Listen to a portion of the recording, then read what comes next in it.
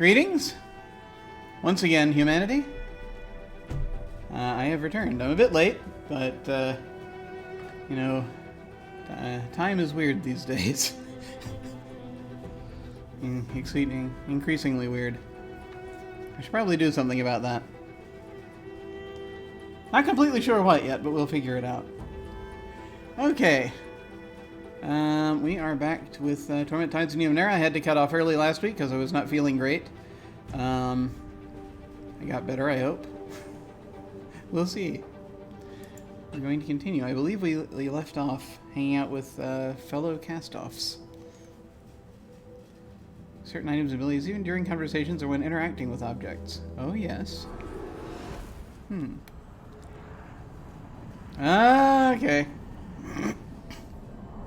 That's right, I touched the thing. And then it was like, ah, crap, we've got combat.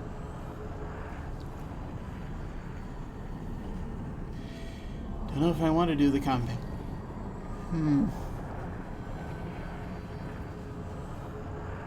I mean, it'd be a thing to do.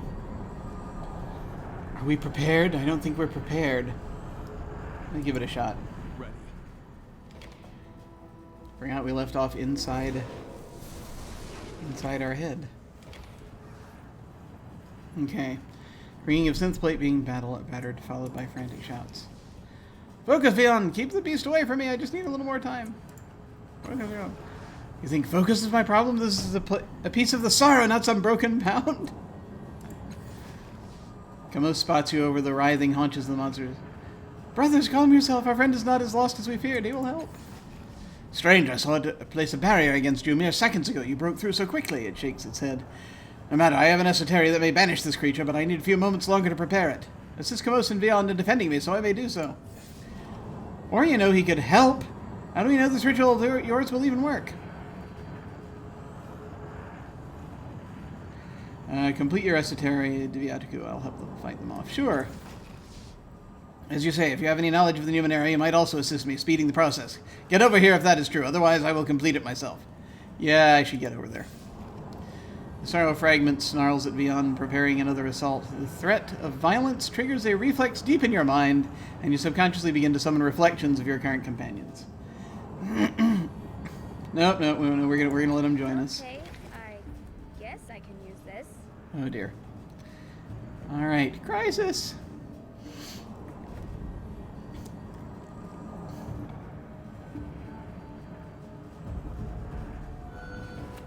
Okay, so it is Aadiriis' turn. And, I think we're just gonna attack. I don't think we have anything else unless we want to hook him this way. Which might not be a bad idea.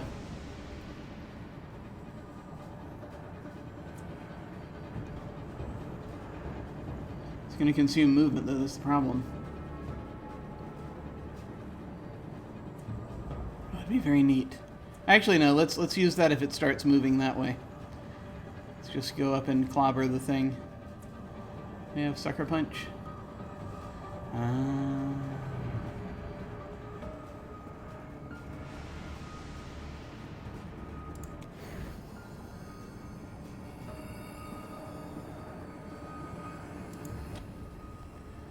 Right now we've got 30%.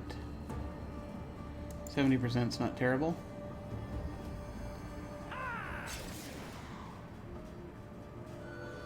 Alright.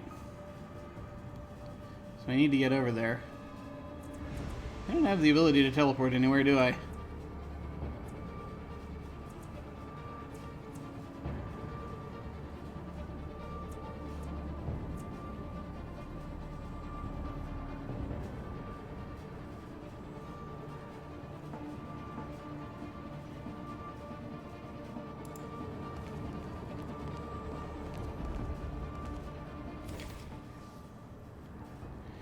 His arms fold and extend in peaceful undulations as he drones a language you do not understand. Motes of light float around his hands. His eyes meet yours.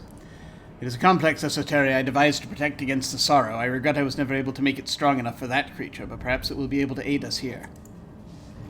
Mystical lore, you watch his arcane gestures and listen carefully to his words. The ritual is vastly complex, but you begin to recognize a pattern within it. Divyatiku recognizes your attention. You understand? Perhaps you can assist. With 2 of us, we might complete the ritual more quickly. So, quick fingers and perception. Try to mirror his gestures. Or chant a complimentary verse to amplify the esoteria. Oh, let's amplify it. I think that'll help.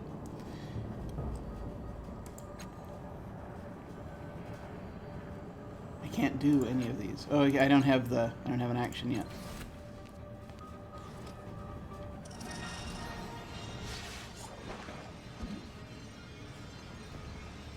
Oh, you also have the hook. It's working. The fragment's tether is something. Rin's turn. Rin will hide.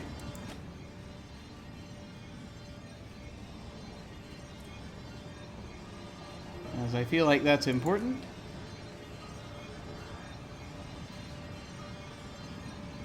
I head this way.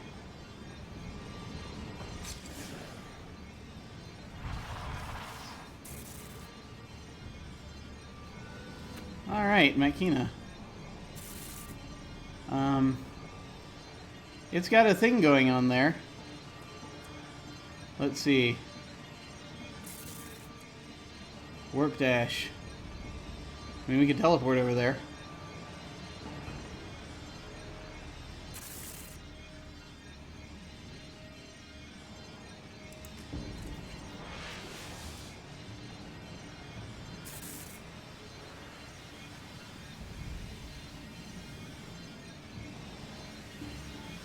Okay, can't go far enough.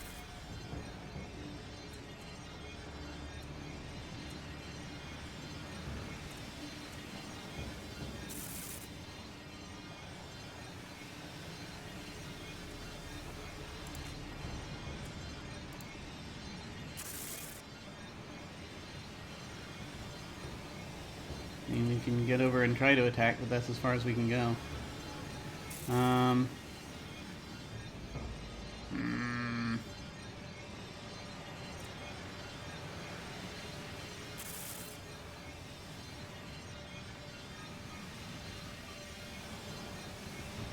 Consider it done.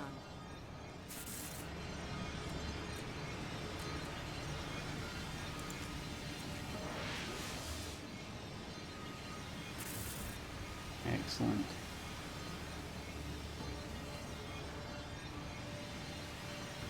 How about right there?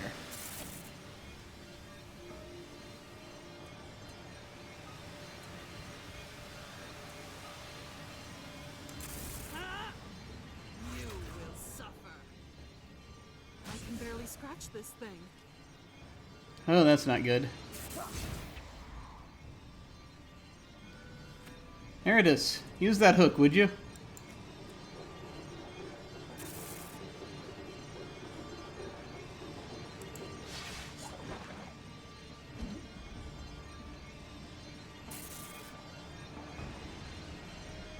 It's not happening.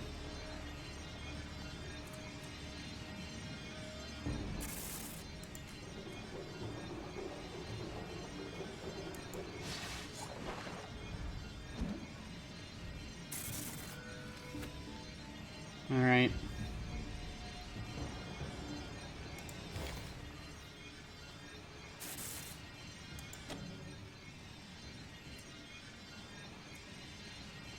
Get this thing. Oh, shoot.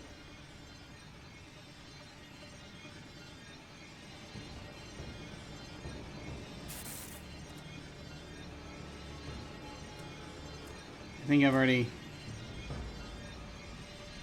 I think I'm out of action here. Well, however, let's see.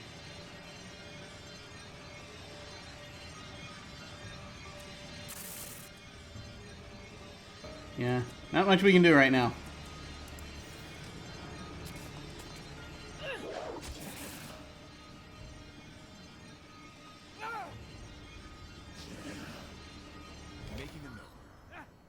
Oh, we got it. Halfway there, we can do this.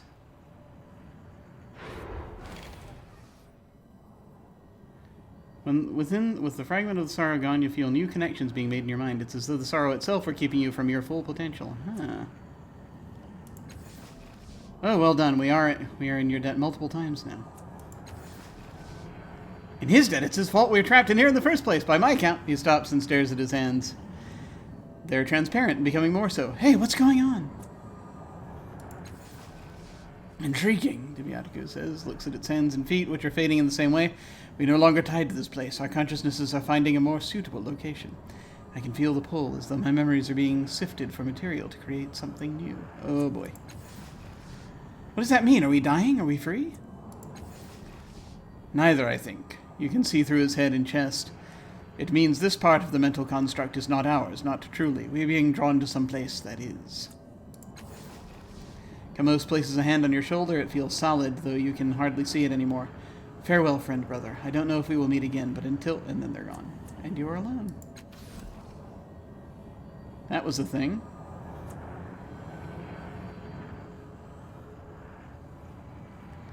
Oh, we got it. I'm ready. Are you ready? Are you truly ready? I don't know if you're truly ready.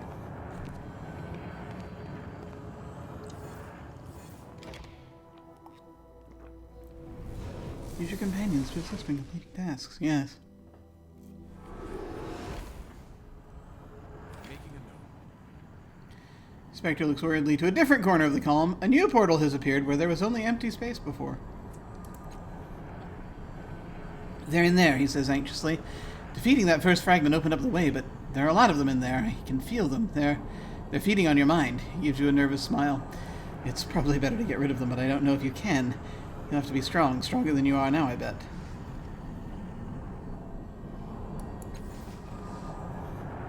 You have to find Masov. That name tickles our memories. I'm sure he can help you fix the chamber. Then we'll find a way out of this mess. I'm not convinced that this chamber... Ah, man.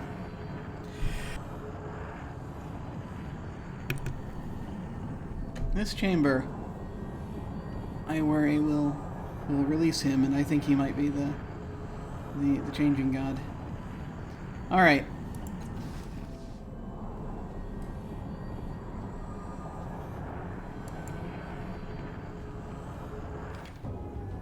What do I need to do with Aadiriis here?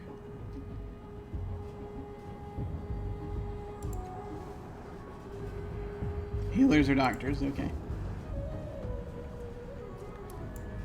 We look in here. Good, going primarily blue, that's important. Sanctuary meal of S. Several casters gathered here, hiding from the sorrow. Masov is not among them, but maybe somebody knows where he is. Random Depage, ranking commander of the First Forces in the Endless Battle and former commander of Matkina. She said she hasn't seen Masov in years, but that someone named Aadiriis might know. Aadiriis might know where to find him. Infestation. Fragments left behind by the sorrows incursion have wormed their way deep into the labyrinth. Like plagues in my mind, they're stunting my potential. A new portal in the column leads to the fathom the sorrows fragments have infested. I must destroy or contain them if I hope to rid myself of the sorrow's interference in my mind. Ah. I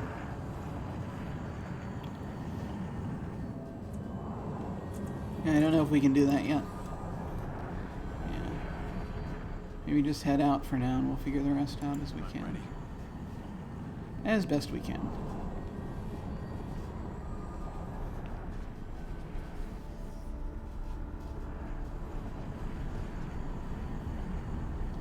Yeah, this I think is this is a later me problem. That's a later project.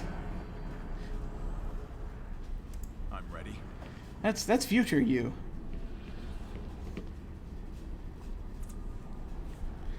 Problem for a future. That's a problem for a future Last Castoff.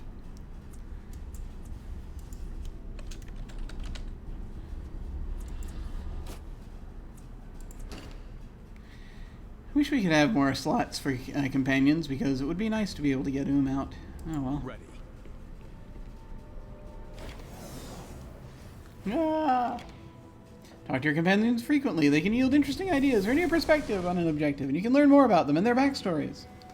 Please, for goodness sake, read all the hours of things we spent writing.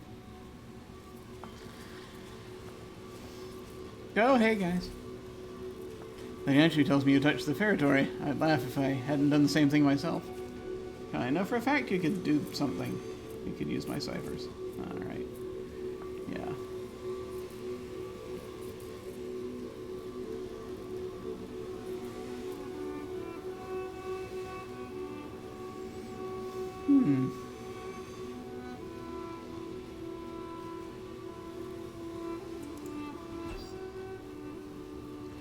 So you're gonna keep scouting around here.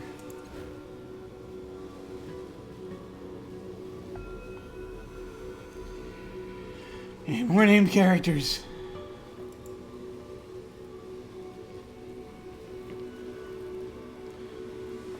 Have I told you my theory about the Ferritor yet? You don't think his arrival is ominous? You're the one who fell from the stars? Like to be alone and scared, Ren. I'm sorry for you. I'm not alone. I have you, right? Uh-huh. I wouldn't count on that. Nope. Don't worry, we should still be safe here. Should leave me the best. I'll wager the sorrows hot on your trail. I told you my theory about the parody. Yeah, okay. Alright, yeah. They're just repeating the same things over and over, like they're video game characters. How strange. Androna Sandhand. This man's face is flushed and angry. Veins throb on his forehead, and his eyes are focused on his companion. Stop talking, Rema. He spits each word, gripping his weapon belt with bloodless fingers. Stop talking, or I'll prove you wrong right now. He planned this? Ridiculous, I would have known. But it wouldn't do anything of the sort. Rema replies, grinning as though she intends to eat the man whole and screaming. Even this argument is part of his plan. What do you have to do? And do what you have to do, Andronis. They're arguing about determinism. If not for the law, you'd already be dead, he says and spits at her feet. Traitor, fool! You child, she says with laughing scorn. You ingrate. A typical first militia response. Angry indignation. Pardon me. What? They shout in unison, whirling on you. What are you arguing about? Best stay out of it, Andronis says, slashing the air between him and Remo with his hand. Even a second of her boot-licking nonsense is a waste of your time. So yeah, it's just I didn't realize that this was actually a neutral ground for both warring parties. Hide from the truth all you want, Remo says, shaking her head. You know I'm right. You know it. Neither of you actually told me what you were arguing about. Of course I didn't, Remo says, grinning. Andronis never lets me get a word in edgewise. Why should I? Andronis says with a bitter laugh. All of your words are his, and I've had enough of him for a lifetime. Oh, God. It's the internet. They put the internet inside the game. Oh, ah, yay. Yay, social media. Okay. All right, well, yeah. Okay. Yeah, tell me what you're arguing about. Please, let me read the comments. Andronis Sandhin. Grinding his teeth together, Andronis merely shakes his head. Rima chuckles under her breath and runs an easy hand over her scalp. How long have you two known each other, anyway? Too long. Agreed. Tell me what you're arguing about. Alright. No, that's probably for the best. Man. Oh, there's no escape. Passageways of this structure are much too small for a human to enter. Thick flora blocks your view of what lies inside. Oh, that was the thing we shouldn't have we shouldn't have touched. Yeah, there it is. Swift death if we want it. That's good. After that conversation, I feel like piss off. Got no interest in talking to a newborn. Great, thanks. Look out below! Above! Sideways! There's Aadiriis. Aadiriis. Lots of vowels. I remember that. Even among all your siblings in Mielavest, this woman is remarkably beautiful. Clad in a robe of myriad colors, she carries herself with a distinct grace and ease. Her skin is dark brown, her hair a rippling midnight black. Her violet eyes blaze momentarily as you approach, and she holds up her hand. Her voice is musical and sweet. You are most welcome here, brother. I am Aadiriis. I am the peacekeeper of Mielavest. Aadiriis. Word of your birth and exploits has reached us here already. She smiles. News travels fast in the Castoff world, as I'm sure you've already seen. I know your desire... It's the sorrow. It's in my lungs. I know your desire to speak to Masoff. I've even heard a rumor that you can alter the past, that you restored Matkina. This is strange to me, for I have two memories on the subject, one in which Matkina is whole, as we all know her now, and another in which her mind is incomplete. She laughs. Perhaps my mind is the one that's incomplete. I remember it, Aadiriis. The attack on Colne Village, where Paj destroyed my friends. You remember that? In another timeline, Tash used his mind wipe on me. He filled my mind with holes so I wouldn't remember, and he ruined my life. I tell you that my memory of that time has changed. I'm whole again. Aadiriis trusts only the new reality. That actually makes me feel less insane. Aadiriis raises an eyebrow.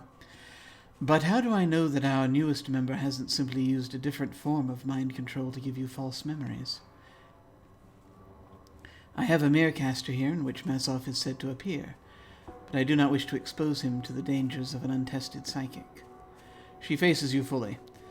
I have some limited psychic ability myself. If our new friend will allow me, I would examine your mind for the truth.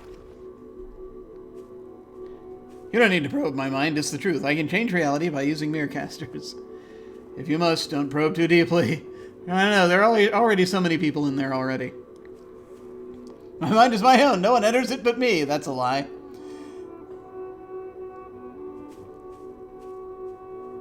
Let me ask a few other questions first. I wonder which tide that was. This will take but a moment. She places gentle fingers on your forehead, and you feel a swirl of color thrill your innermost core. A kaleidoscope of emotion shakes you, a gamut of experiences recognized and echoed, magnified and reflected. When she removes her hand, her eyes are wet with tears. Forgive my doubt, brother. I believe you now. I believe you are capable of changing reality. Why would our sire have given him this ability? A side effect, perhaps? Or... And the indigo tide went up. That's good. We like the indigo tide. Making a note.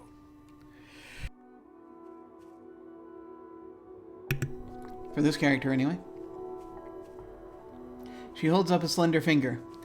But if anything, this makes me more leery of handing you a brother's Mirrorcaster. If you wish to speak to Masoff, you must prove to me that you can be entrusted with the minds of one of our brethren. You cured Matkina, but did you understand Tash? Did you take care of his innermost self as well? Before I can give you this Mirrorcaster, I would have you speak with Melmoth Leviarm. Yes, more dialogue trees. I know you're busy, but could we talk?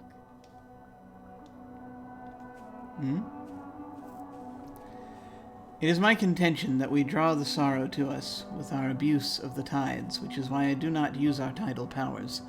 I believe our use of these powers is inherently painful to those around us.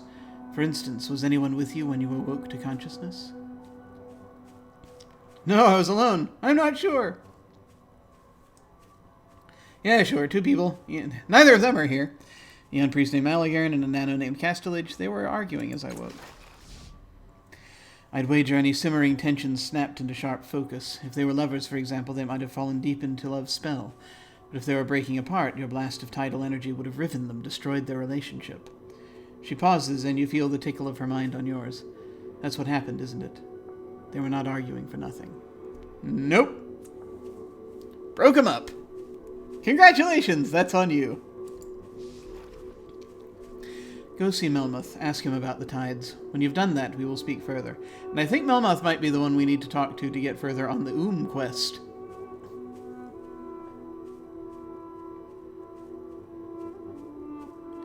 I'll do it. I want to ask some other questions first. Naturally. My companion Aadiriis has demons in his mind. Do you know of any healers that can help him? Yeah, let's start with that. Her gaze moves to Aadiriis. Oddly, he is silent. He's not glowing very much right now. A little bit. Silent, sober, and looking at you. Aadiriis turns back to you. We do not like this. We do not like it either. What can we do? Nothing but dig deeper and deeper. No. The only cast-off healers I know are elsewhere, tending to those who can actually be injured. My apologies. Those who can actually be injured. Yay. What am I supposed to be doing for you again? Where is Mazov? You mean physically? That I do not know. He was captured by the Gibra of Mraholi. Ah! No! It's never easy. Okay. He was captured by... Nope. Now you're going to start a new quest. You cannot speak to this person until you have gathered 13 rose petals. You mean physically? That I do not know. He was captured by the Gibra of Mraholios several years ago. A prisoner for their menagerie. But no one knows what became of him afterward. He will be very difficult to find outside of the Merecaster, but you will have to convince me you are ready to take over a brother's life first. Yeah, that's a thing. What am I doing? I speak to Melmoth about the tides. He'll have insights for you that I likely cannot provide. Tell me about yourself. I keep the peace here in Mielavest. Our sire brought the jagged dream to Sagas Cliffs in my body. Did you know that? Oh, so it was those are your memories then. She shakes her head. The conflict they seek to start, the wars. I swore that I would make no deaths in my lifetime, bring no pain. I came here in the wake of the first's death, and her loyalists were at the throats of our sires. I brought peace to them. They agreed we would make Mielavest a sanctuary again. That is my achievement, my legacy.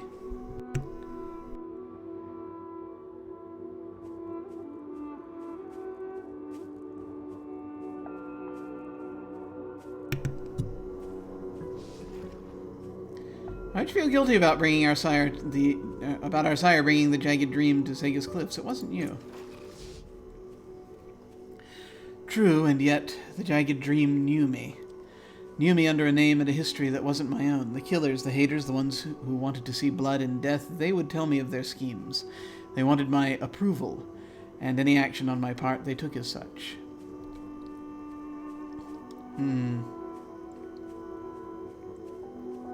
She stares down at her hands. I have never taken a life, but blood stains me. I can't feel that again, ever. He brought the jagged dream using my body. I can't be sure it wasn't me. Who put you in charge of Mielavest? Why, no one did. I saw the need and forged the peace myself. I saw a path to avoid the bloodshed, and I set my feet upon it.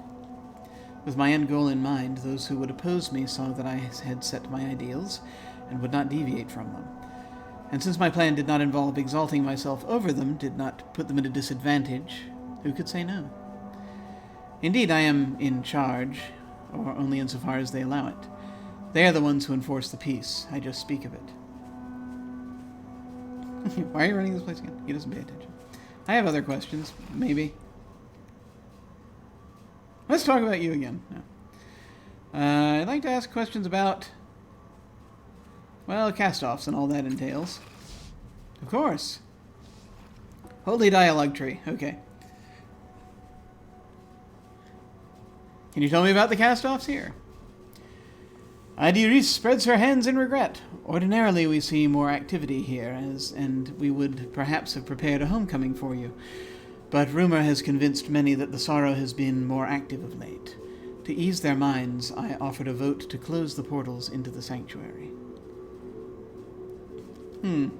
Well, kind of has.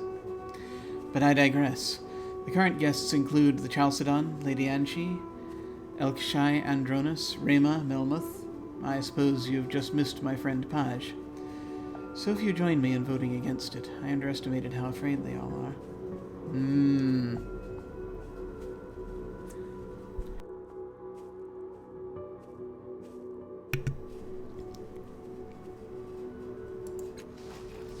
The Chalcedon commands our great creator's forces in the endless battle. He's a true believer, a tightly wound man, but brilliant.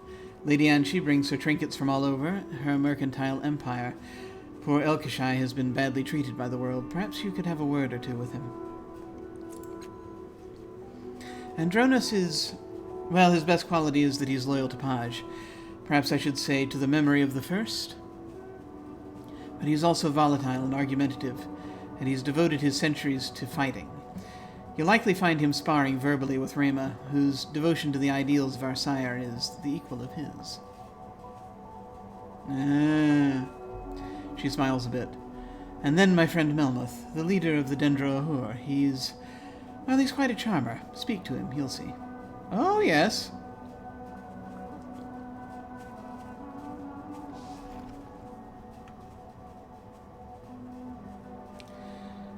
What can you tell me about the castoffs who aren't here?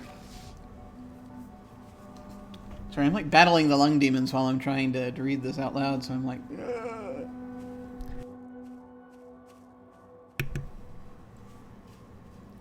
A small frown crosses her mouth, a minute wrinkle in her brow. Oh, hey, I didn't turn on the... Just in case anyone happens to be watching, I should turn on the... Wrong one, Jim. Let me... Wait, no. Put that back up. Yes, there you go. And go here. And... got to launch the bot. I've got a bot now, by the way.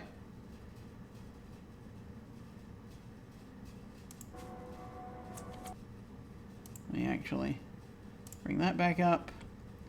And there we go. Oh dear.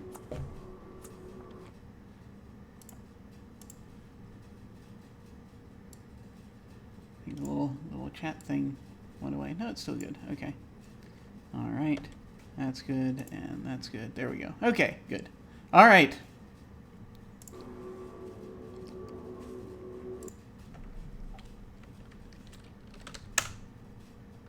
Yeah, there we go. It's working! Yay! Alright. Here's like stuff you can do if you want. Okay.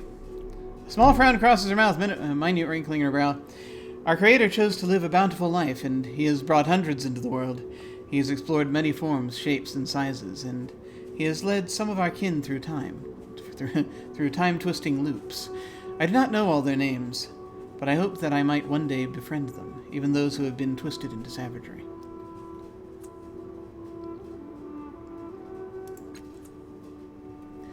Even if I knew them all, I would not divulge their secrets, just as I would not divulge yours. She smiles gently to take the sting from the rebuke. What can you tell me about the sorrow? I know little. Nothing about where it came from, nor its purpose, nor its true desires, apart from seeing us all dead. She closes her eyes. None of us do, though some of us have devoted centuries to trying to understand it. Indeed, the creation of Mila Vest was intended for that purpose. But the first and the changing god grew complacent, and they grew possessive, and then the endless battle. She sighs and opens her eyes. Sometimes I feel that the sorrow must hunt us because so many of us are so very disagreeable. But in truth, I believe the sorrow hunts us because of something to do with the tides. Our unique powers tied to the tides must summon it. I have not seen the sorrow track other living beings, nor heard of it in any context but the Castoff situation. It must be the tides, it must.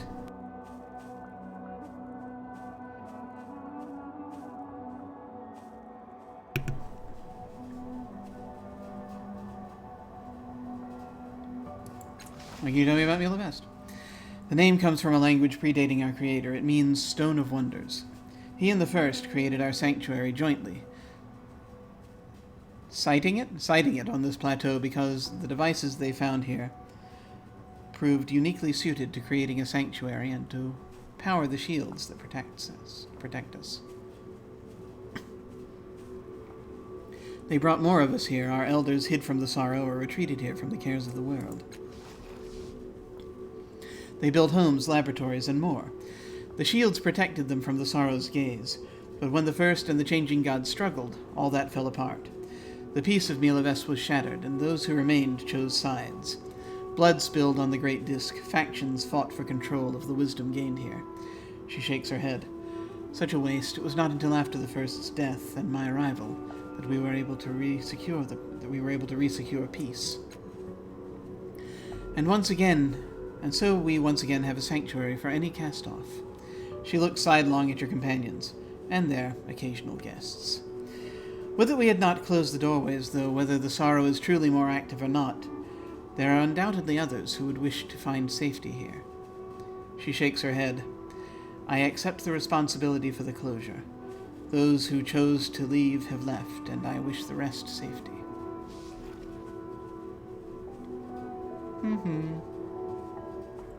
What can you tell me about the first castoff? She died a few years after I was born. A pity. I wish I could have spoken with her, to understand her drive and passion.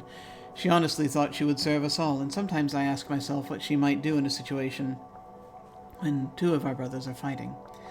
She shrugs, and then I remember that so many of them have died fighting in her war, and my respect vanishes.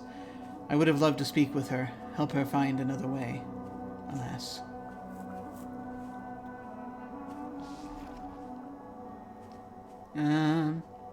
Anything more about the first castle? She was driven, ambitious, and strong, and she cared deeply for all of us.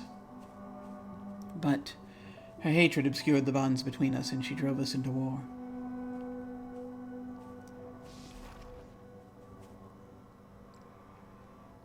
Let's talk about the Changing God, why don't we? What do you think of him? Have you seen him? Do you know where he is? That's quite a list. Which would you prefer to address first? Have you seen him recently? She laughs. Never, to my knowledge. Perhaps I have, and he never revealed himself. It would be very like him to gather his intelligence and then be away. We regard every new castoff with the suspicion that he or she might truly be our creator, and frequently a new castoff will pretend to be.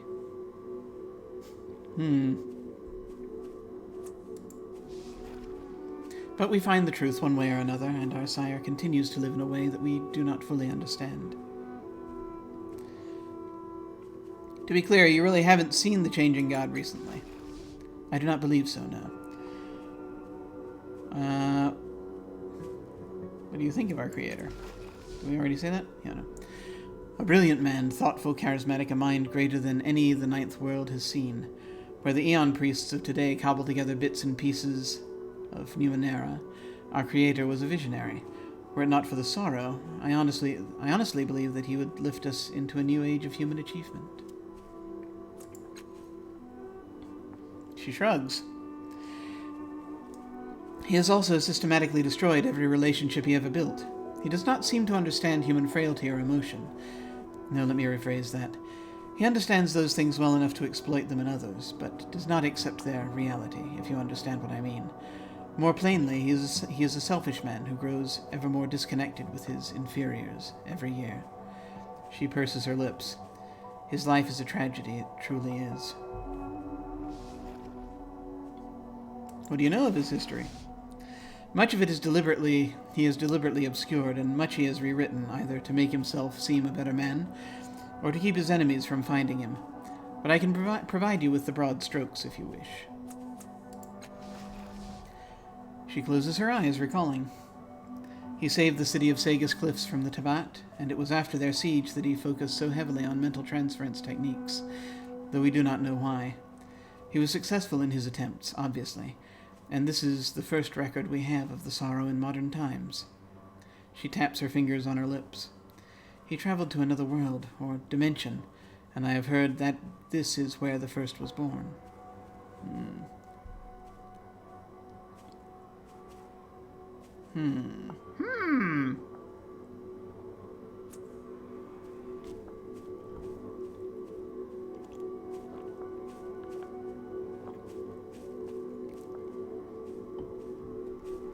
Okay.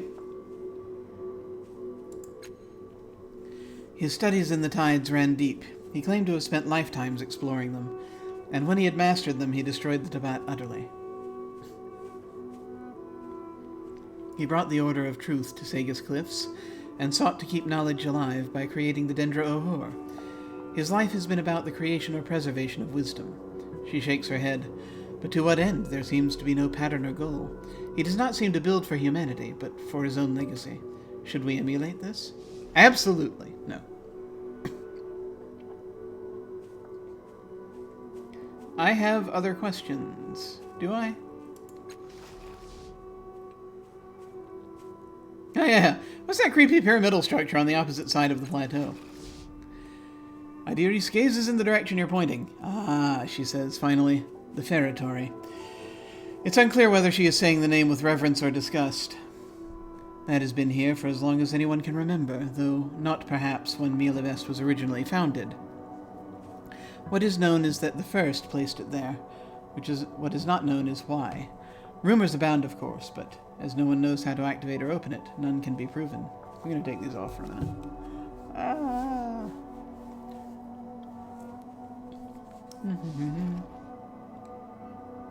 What do people think the Feretory is? Oh, the predictable legends. An escape pod of some kind. A final defense against the sorrow, should it break through. A repository of the First's treasures. I heard one person suggest the First herself was still alive, preserved inside, and that she would return when we needed her most. Her smirk shows what she thinks of this last rumor.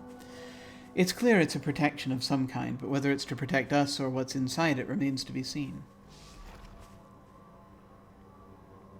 Alright. Farewell. And you also. Rin wanted to talk. And I see this little talk bubble. Okay. Let's save.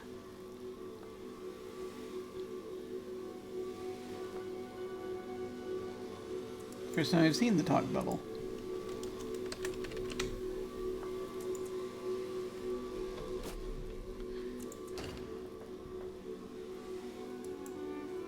What was Aadiriis talking about? The tides, I mean. Tides are a thing an ocean has, not a person. What did she mean? The tides are an invisible force, my buddy. They surround us, penetrate us, and bind the galaxy together. Alright, I really don't understand them myself. I just know they're a part of how I stay alive. Something I use to control my world to stay alive and make people do what I want. Invisible force. My body uses them to stay alive, among other things. Other things, she says thoughtfully, like hurting people. Not if I can help it. If that's what it takes, yes! No different than using strength or ciphers to get what you want. You're thinking about what Toll used to do to you, aren't you?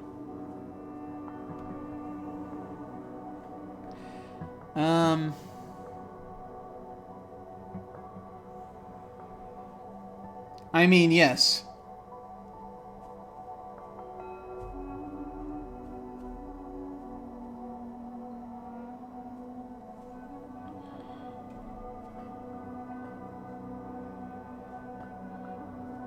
This is an excellent question. Do I answer like this? Or like this?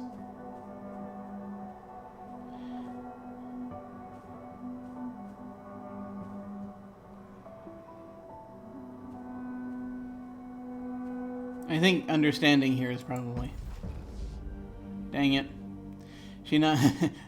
I know, I don't want to raise the gold tide. I only want to raise the blue tide and maybe the indigo tide. She nods, her lips a tight line.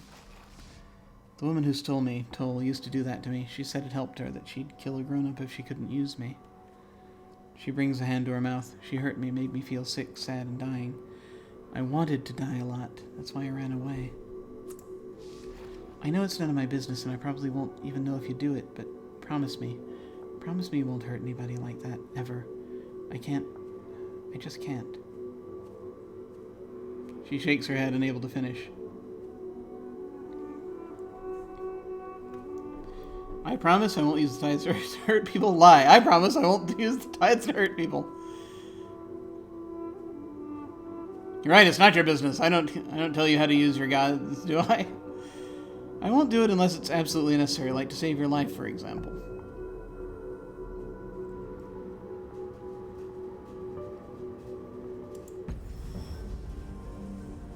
She nods, her face serious. That makes sense. I'll accept that. Are you holding up? Yep, same thing.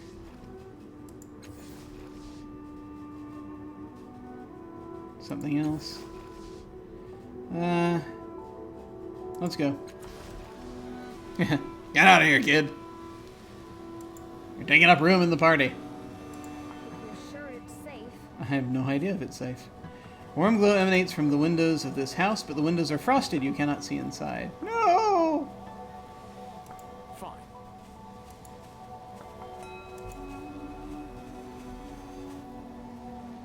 Oh yeah, same one. You're just wandering around doing nothing. What are you so busy doing? No, there's Melmoth. That's somebody we need to talk to. El Kashai. Someone else we probably need to talk to. Quickly check our little quest thingy here. Let Aadiriis probe my mind. Did that. She has a mirror cast from which myself appears with my abilities to change reality. I could speak with him in the mirror, but she wishes to probe my mind first to determine the truth of this tale. To be honest, I'm curious what she will find as well.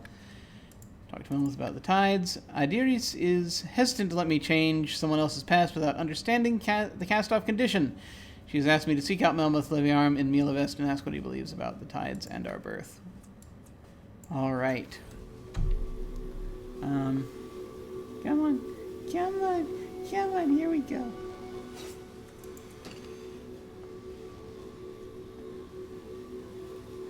Alright. As we wait while the thing loads.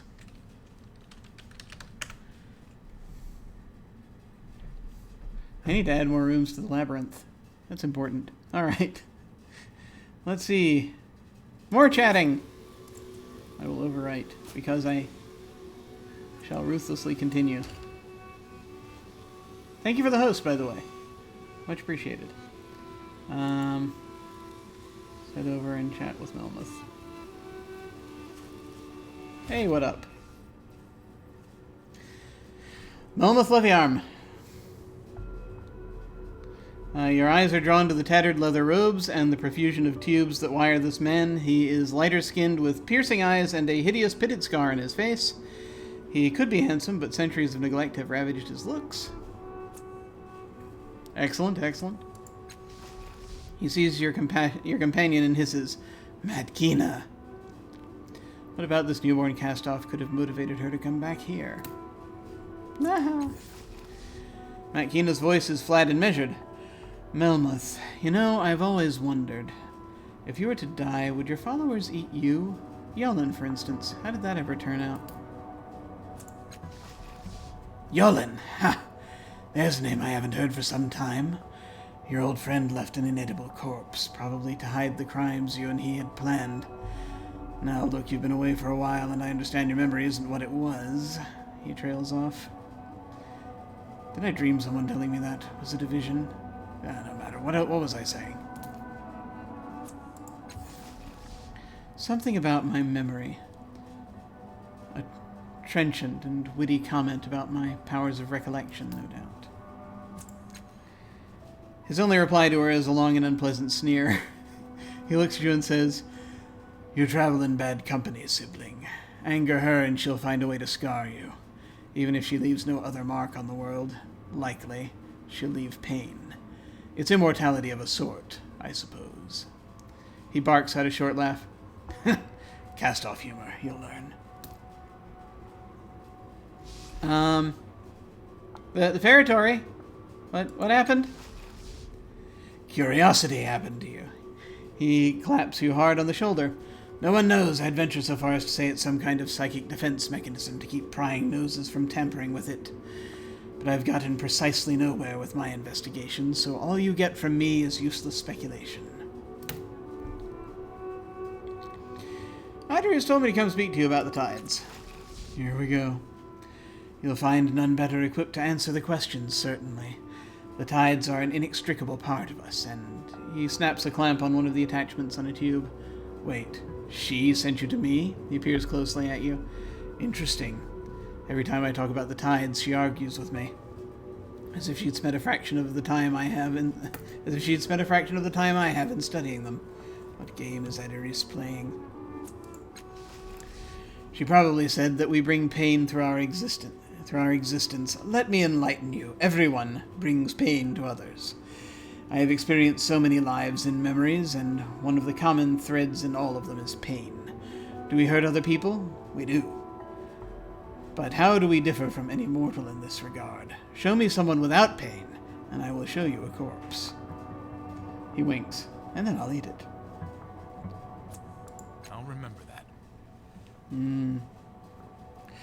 We are imperfect. We leak tides, or absorb them, or both. Our powers impinge on the minds of others, upon their nervous system, if you prefer. We draw strength from them, we change them in the process, and usually not for the better. This is regrettable, but unavoidable. Aadiriis might have said that the sorrow is hunting us because we abuse the tides or some such nonsense. But if that's the case, we're doomed by the nature of our existence. If true, why not use the powers we have? I don't know.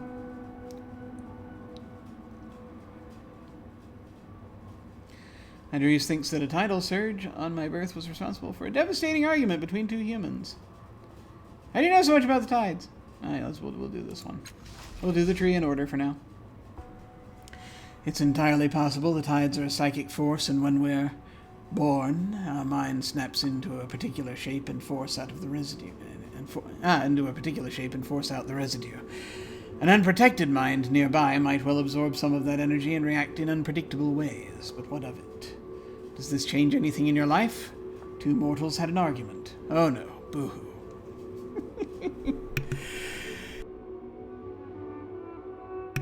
He's mean.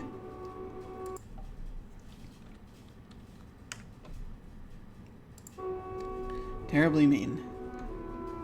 How do you know so much about the tides? He sighs, exasperated, and holds up his bony hand, folding his fingers back as he counts. 1. I am hundreds of years old. I can devote this kind of time. 2. I am dedicated to knowledge. 3. I will do anything in its pursuit. 4. I learned to draw memories from dead people. 5. I sought the dead who could teach me about the tides. He lowers his fist. Follow that trail of thought. You'll find me at the end. That's how I know.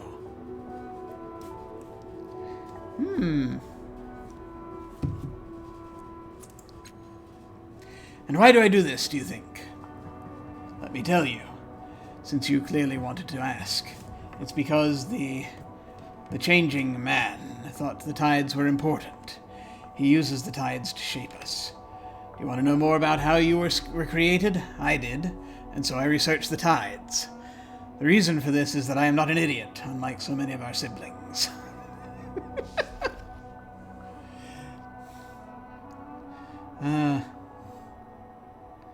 Why do you think the sorrow pursues us? He waves a finger at you. I don't waste my time worrying about it, like worrying about the death of the cosmos. It'll come, sooner or later. You want supposition? Here's a list. Because of our mad creator, vengeance, sheer bloody-mindedness. Maybe it loves the tides, or loathes them. Could be it hates what we're doing with the tides. But if you talk to Aadiriis, say, you'll find she never uses hers. I use mine all the time. Yet the sorrow would destroy us both.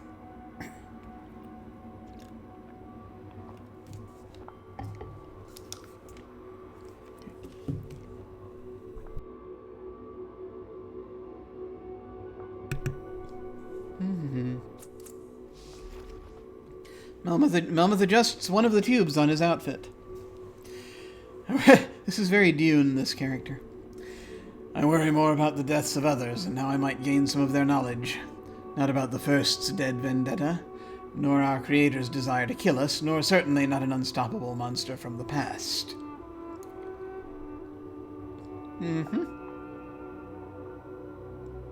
What did you mean when you said the tides were an inextricable part of us? Did you think that you could come back from the dead because you were born lucky? Our bodies require tidal energy. Cut us off from that energy and we dissolve. It's the way we're structured. The way our sire created us.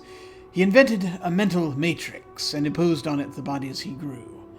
I surmise that this matrix is what allows his consciousness to transfer, and what allows the tidal energy to permeate our forms. Without it, he grins and pulls his hand apart. Sploosh.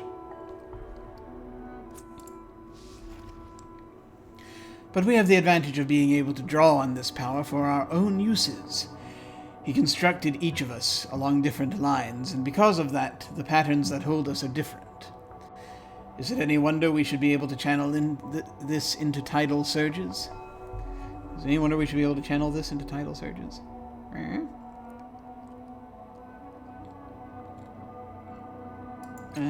One more time. Why is this? Because we have no choice.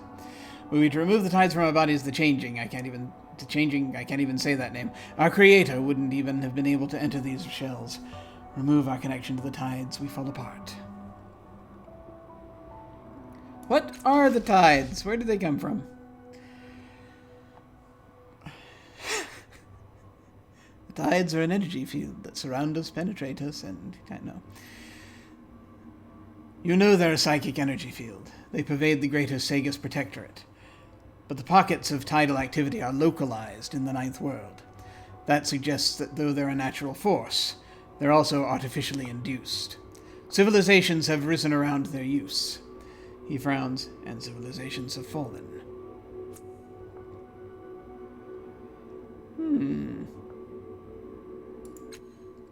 He scratches his nose. Odd thing. I have sought to decipher the accounts of those times, but the creatures that made them are strange. The sorrow shows up in images and sounds and spectra I can barely understand. He taps his head. That's why I sought a better method. You get the occasional disease, a strong mind that doesn't want to share its memories with you, but everyone wants to be remembered. Talk to the voices long enough, they realize you're their only true heir.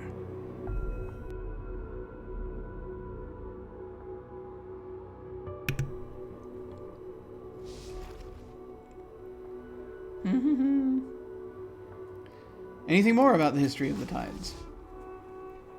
Maybe if you eat my corpse when I'm dead, you can learn some of what I know. The knowledge I have, too much for the spoken world. Let me ask other questions. He squints at you, then relents. Growling at you won't make you go away, I suppose. So ask. Tell me about yourself. Tell me all about yourself. His lopsided smile seems more of a grimace. I'm Melmoth Leviarm. I'm the creator of the Dendra Ohur, the greatest, or at least most innovative, of the brotherhoods that seek to pass along knowledge from one generation to the next. Oh, hey, thank you for the host. Much appreciated. That's very cool. Very cool of you. For any of you just joining us, we're doing Torment, Tides of Numenerra. We've been playing this for several weeks now, and we've now found a place full of castoffs, which are beings like ourselves. It's a long story. Seek to pass one of the brotherhoods that seek to pass along knowledge from one generation to the next. So many people back away from me because of the way I look or the way I speak. But let me tell you that in this body I have lived countless lives, seen endless worlds, experienced memories that beg a description. I contain worlds, and they judge me by my appearance. Sometimes I wonder who I'm saving this knowledge for. And let's see. What can you tell me about the Dendra Ohur? We'll go in order, that's fine. They call us the Eaters of the Dead. We take the knowledge from their fading flesh. Every life flickers and dies, and when knowledge disappears, the world grows darker. The rain of death washes away experience. I want to preserve each of the Dendra as a library of experience. A feral grin flickers on his mouth and vanishes. Why did I decide to do the voice this way? Ah, the lung demons. Every life that vanishes is a loss. Every person living has a story. The secret keys of history hide there. I want truth. I want exposure. I want knowledge to live. Can you tell me more? Would you like to know more? Yes. Death is a waste of history. That's a good quote. Death is a waste of history. I like that. We eat the dead that we might remember the lessons of time. Okay. With all your acquired knowledge, you must have a unique outlook on the endless I'll battle. remember that. A waste of life and a criminal waste of knowledge. The weapons being discharged are lost to us forever. Each life gone is an experience that will disappear into the mists of eternity, snuffed away, forgotten, never to be seen again. He leans in. Our sire sought to cheat death to stop that kind of waste. It is beyond my reasoning why he'd allow the endless battle to continue.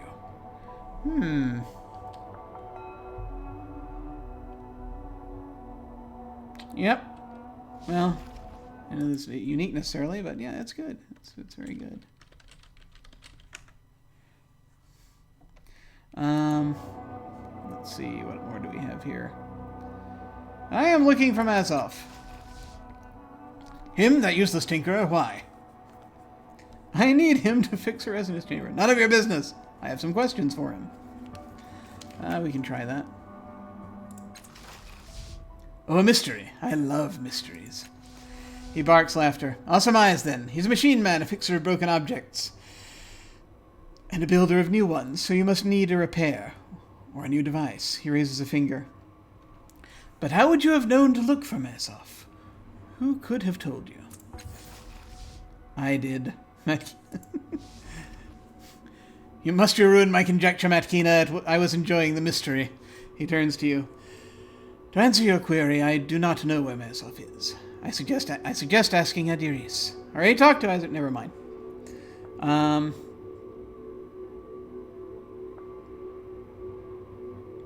What can you tell me about the other castoffs here? He leers an ugly smile.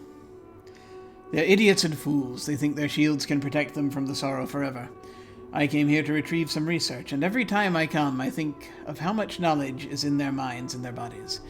And I wish they would just die already so I could gain access to their wasted experiences. He scratches a small infection in his hand.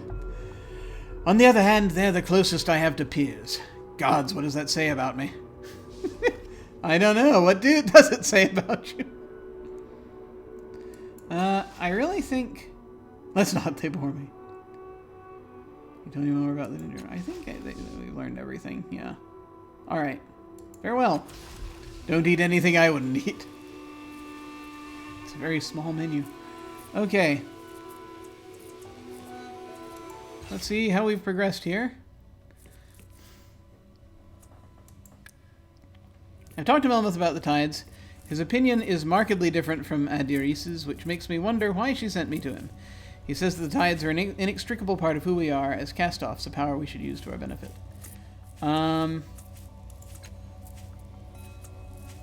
Did we learn enough here? No. Alright.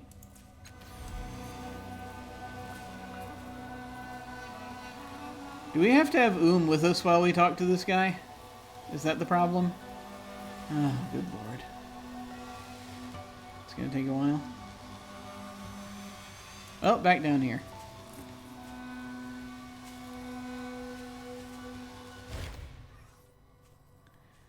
Have you spoken with Melmoth then? What did he say? He said that the tides are within us all and that we should use our powers as necessary. She laughs. I imagine he called me a fool and worse. He has done more research into the tides than anyone else here in Mila Vest. Tell me, did he say anything else? He said I should ask where your powers come from, if not the tides. He said we all use the tides. All the time. Nothing of import.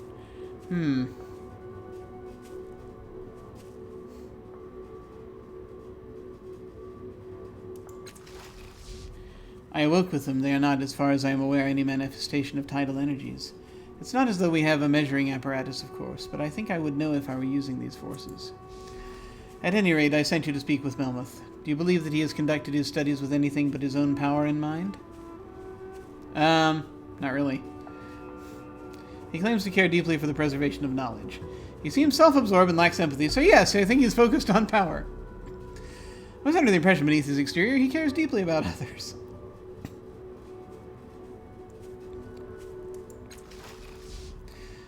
Preservation of knowledge, so he says, and he has certainly gone to great lengths to do so. I don't believe in his positions, nor his conclusions. for he may well have inflated the results to justify his actions. But he refuses my mind's touch, and he rebuffs my attempts to inquire more deeply. My own personal views are, of course, irrelevant to the deeper truth that he has his own motives, and they may be purer than mine. I'll remember that. So I have another task for you. Aadiriis and Rima are arguing. The recent negotiations between the Chalcedon and Page broke down, and these two have taken it hard. They are like to come to blows if they cannot be reconciled. No, I don't want to talk to them. They're like the internet. She bows her head. If one strikes the other, the laws of Mielavest are clear. The attacker will be evicted. I don't know if the Sorrow is truly more active, but they came here choosing safety, and it is my wish that they have it. Please, speak with them. Will he take control outside their minds as well, or will he let them choose their own path? Aadiriis, of all of us here, you're the only one who doesn't seem to want anything, who isn't openly manipulating the others for her own benefit. So what's the play? You say we're free to choose and to our own choices. So what choices are you making? What do you really want? She's using everyone, she just doesn't want to admit it. Maybe it's vanity, or maybe it's something else. Now isn't the time, Mekina. Yeah, no, I'll listen. Aadiriis smiles at Mekina sadly. What I want is an end to our stupid internecine warfare. I want us to work together. The squabbles between our sire and those who support the legacy of the First mean nothing in the face of the Sorrow. But yet any two of us together and the larger threat vanishes while our death creeps closer still. She gestures to the beauty around her. Mielavest is a garden, a cage. The Sorrow can't come in, but we can't leave. Sorrow can't come in, but we can't leave. Have you seen animals locked in a menagerie? They are restless, caged, yearning to be free. But if they leave the cell, they are hunted by their would-be keepers. So it is with us here. But instead of uniting to solve our problem, we lash out at each other. I would see us set aside those differences. You are my older sisters, and so I am cautious in saying this to you, but you have a certain reputation. Even among the rest of us, you are known to be hard, unforgiving. You carry grudges through centuries, even beyond death. Mekina, please, you need to let go.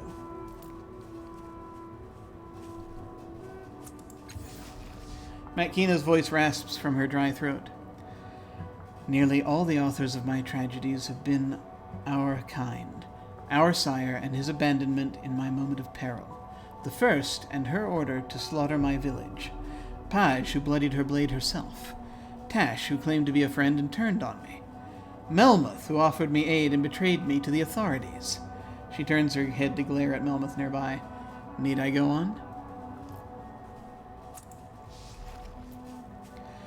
Do you always act with full knowledge, sister?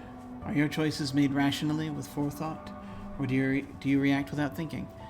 Think on this, and think on what example you set.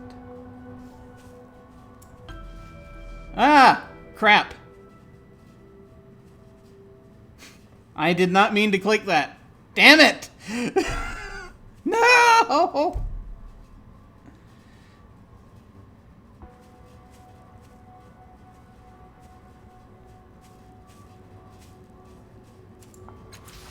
That was not this very carefully crafted opinion that I have put together, and is coming tumbling down now because my hand hit the mouse button, which is apparently very eager to click, much more so than it has been. Perhaps it's been wearing down a tad, and now we are down we're down a leg of Time's trousers that I did not approve of. So I'm going to do something horrific.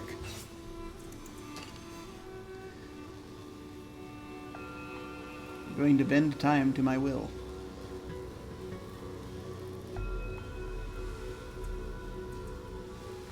And we're going to speed through the conversations because I remember what happened. It's only been a short time ago. And I have to do it now because later I won't remember what happened. Curses! Alright. Alright. It's okay, there's just a couple of conversations. We can do this pretty fast. Not gonna read through it again. I'm just gonna click through. Nobody panic.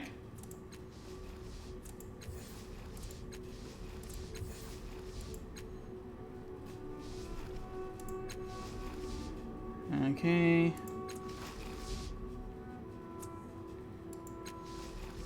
Making a note.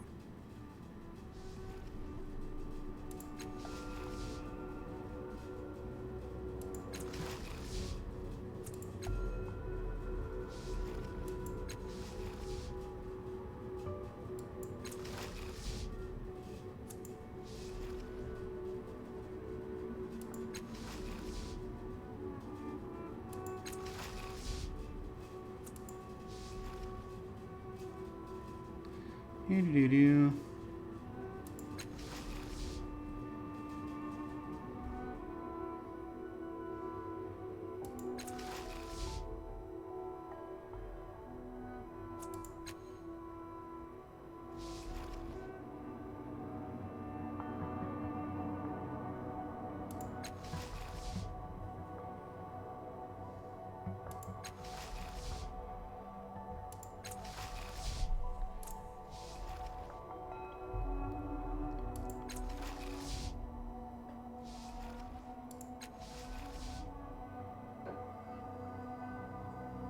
I'll remember that.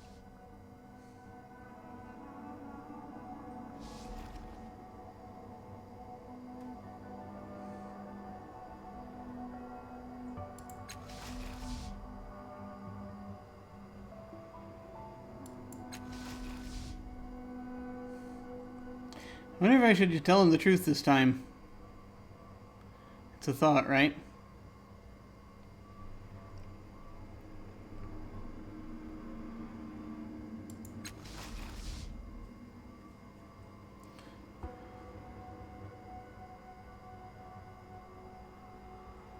Alright. Yeah, the mystery answer was more interesting.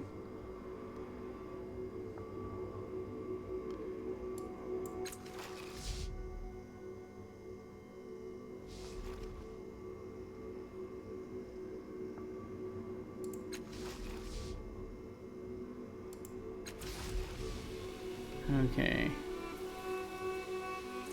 Alright. We did the thing. I'm going to now save over that so that we don't have that to worry about.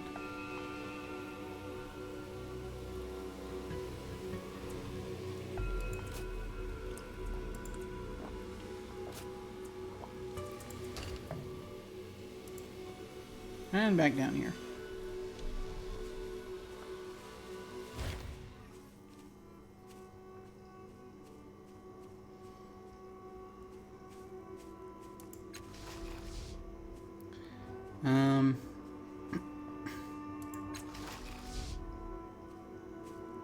We use them, it's purely unconscious, never use them intentionally. Alright, anything other than but his own power in mind.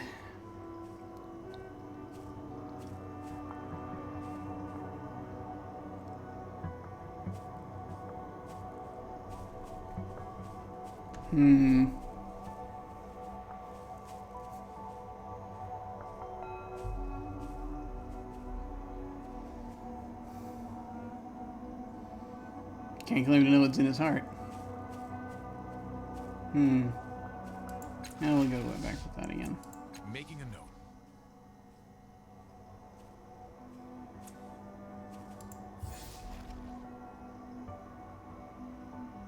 Hear the answer.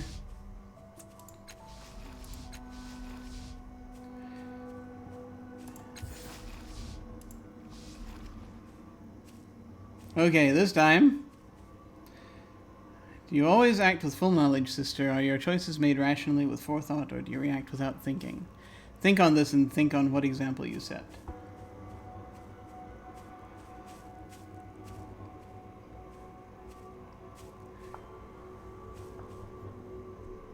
I actually have to remember what they're talking about here.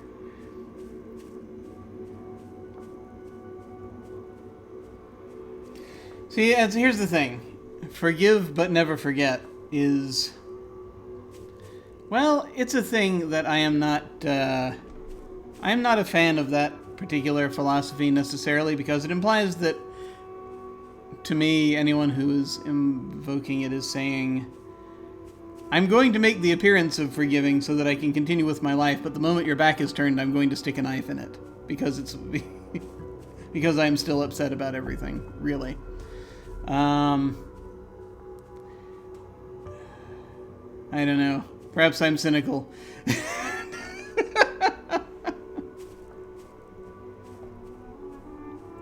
It's time to start letting go of old hurts. Well, she won't do that. This is the only answer I think Matt Keen is going to listen to, however. So we'll go with that.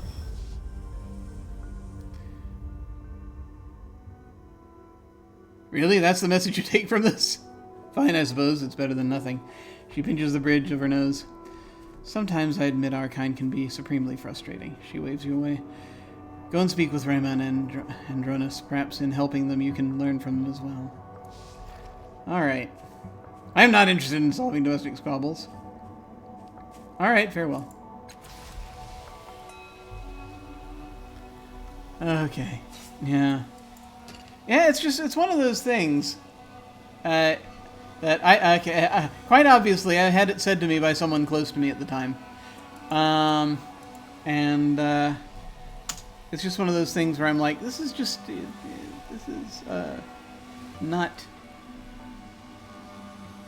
a total sham. This whole thing is a total sham. Let's see.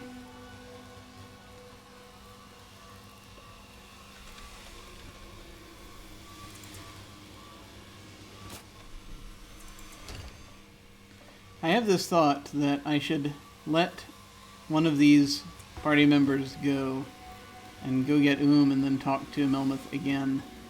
I don't know if it's going to work. But I think Melmoth might have been the person I was supposed to talk to. I'm not sure. But that's, where it was like, learn about the tides from someone who's...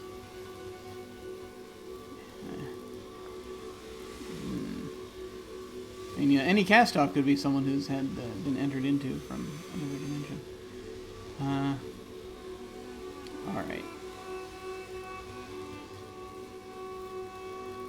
Well, let's see. I actually want to walk around here a little bit more and just see who else is around here.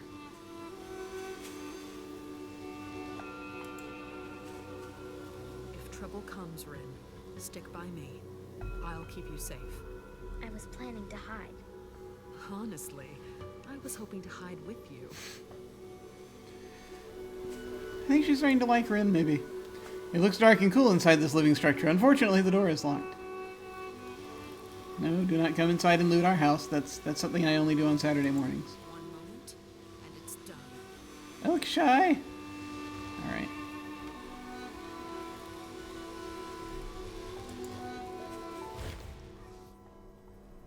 Elkishai, the slim castoff looks to be in his late teens. He carries an odd-looking device that resembles a scorched circle, and it's not hard to draw the connection between it and the red mark of a recent injury that travels along his forehead and under his hair.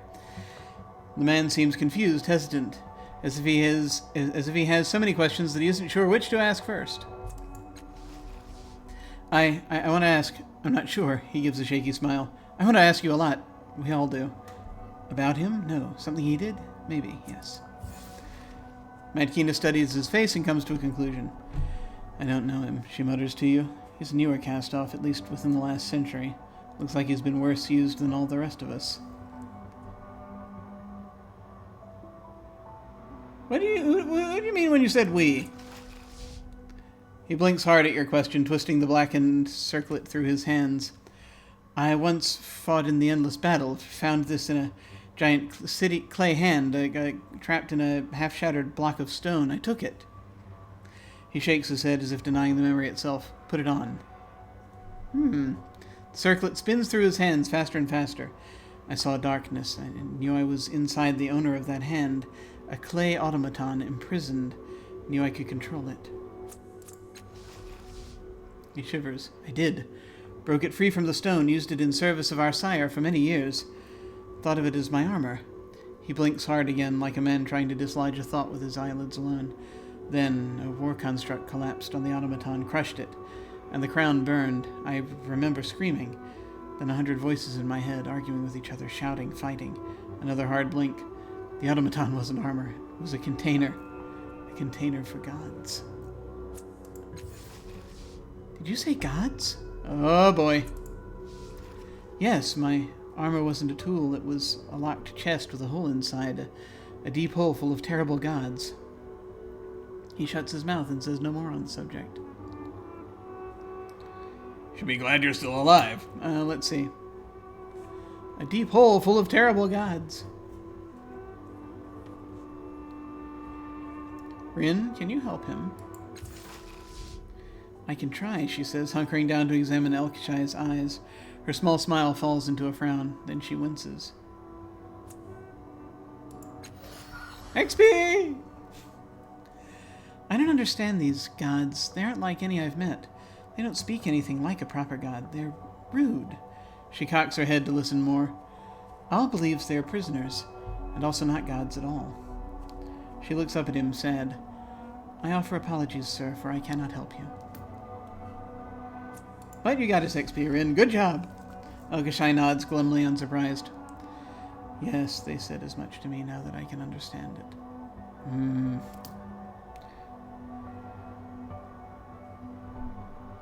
What kind of questions did you have for me?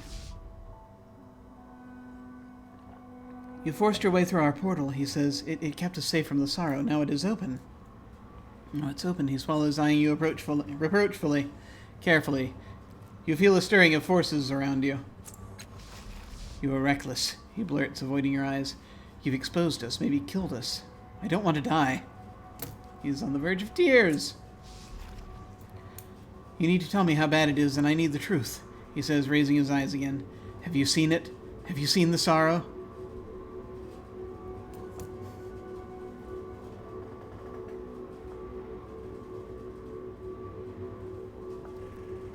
Yes.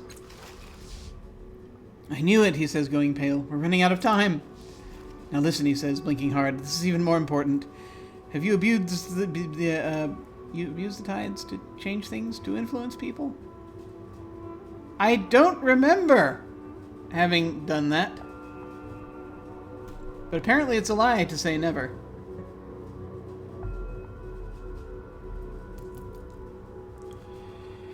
Very little? I mean, that would be true, would it not? We've not used it very much.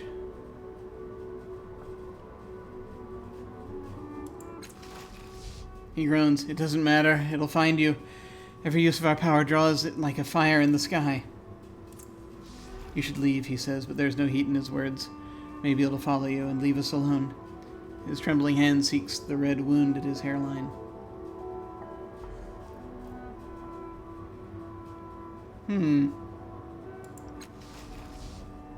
Gods, many arguing. What was the endless battle like? He shudders. We were killed. We were killed. The dead crept into my mind. They told me to kill more. And I did because that's what we do. It's in our nature, you know. We're worse than animals. Castoffs, humans, whether created or evolved, we're all inclined to conflict. Do you want to ask me more questions? No, I don't. He avoids her eyes. You should go. Go before it comes for all of us. Tell me again what you think of the endless battle. I don't think about it. I don't want to remember. Farewell. Blinks. Well, that seems to have eased... Oh, that eased his mind. One would have a fantastic view of the plateau from the building on this verdant crag. This all feels extremely familiar. Uh-oh. Let's go, all. You and me. The enormous tower jutting out of the ground looks like a weapon or an antenna of some kind. It makes a soft hissing noise and smells faintly of yeast. All right. Ozone.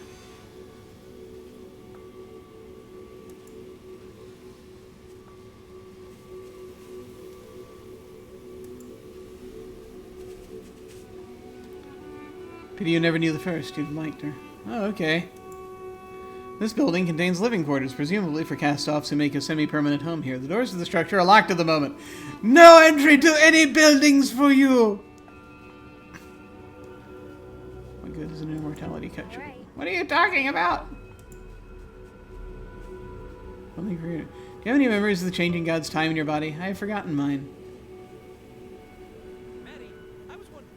No one's called me Maddie in a long time. No one alive, that is. Well, that certainly is something we need to fix. My thoughts exactly. Have I told you about the wonders of amnesis? So, oh, like, another thing to poke. Quick, let's save the game before we poke it.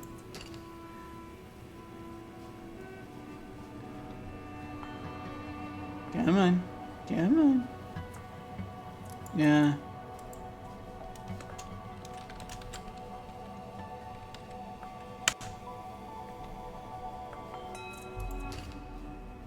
Fine. This monument tapers to a narrow point. From a distance, the obelisk appears several meters tall. But when you stand at the foot of it, some kind of optical illusion makes it look as though the obelisk keeps going, rising narrower and narrower into the wide sky.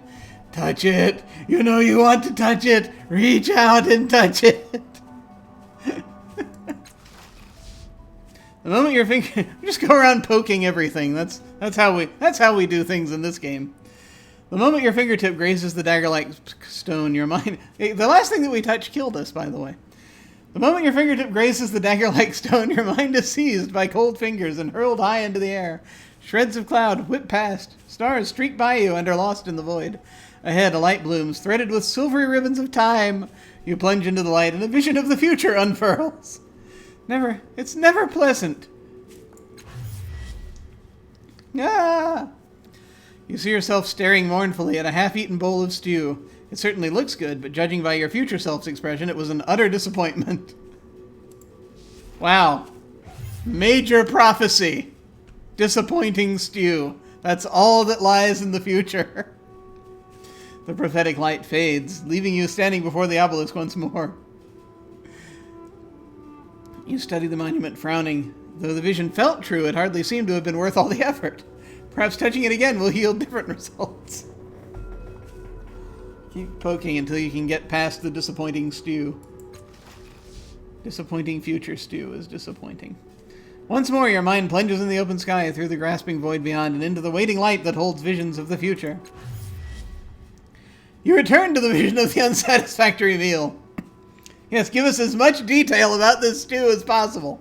Your future self is poking a stale piece of bread into the stew. Ah, exciting, now there's bread. Perhaps hoping to salvage the meal. Vision clears, leaving you before the obelisk again. Vision was just as apparently useless as the last, but perhaps this monument has more to show you. Yes, of course. Yes, show us washing the bowl out afterward. You return to the vision of the... Yeah, that's it. I'm just going to keep touching it just to...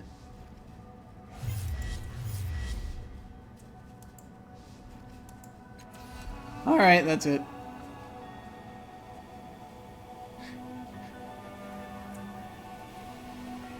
That was awesome. Of course we can help. Right, Al?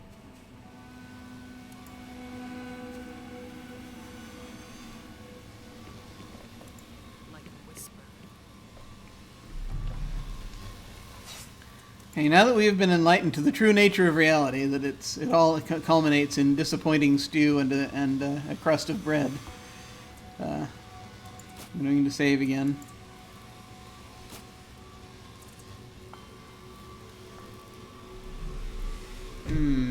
We're very thirsty today. We're not actually going to quit at 4. I'm going to go for a little bit longer. But I'm going to need just a moment so that I can fetch forth more drink just a wee bit. Where is it? Where is it? Here it is. There we go. I'm going to disappear for just a moment, but I shall be right back.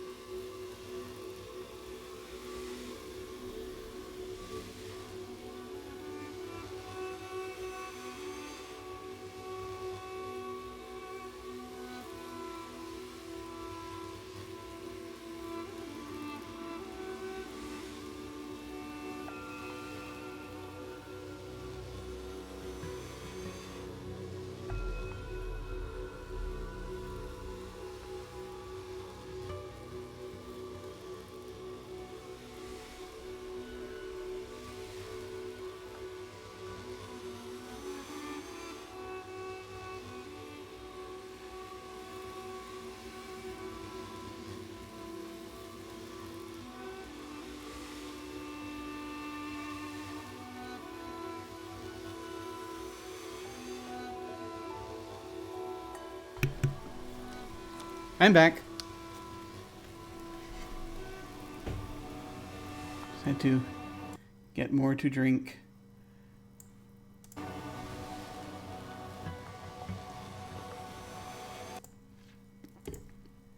Before I was crazy thirsty. Okay.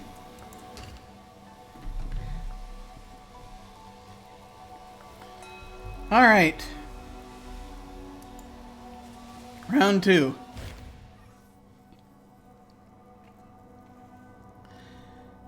If it looks, Rima and Andronis turn your way, you've interrupted a promising tangent of their apparently infinite argument. Alright, time to read the comments again. Okay. Oh boy. Aadiriis asked me to mediate your dispute. Please, shoot me now. Andronis Sandhand reacts like exactly like. They react like exactly like sullen children. Andronis folds his arms and turns away from you. Rima flushes and stares at her feet. All right, she mutters at last. Tell us what you need to know. First, let's talk about something else. What exactly are you arguing about? The two watch each other warily for a moment, as if speaking first will somehow forfeit the argument. Yep. We mostly disagree, Andronis says at last, on the amount of respect due our sire. He arches a cold eyebrow at Rima, a silent question. She gives a reluctant nod.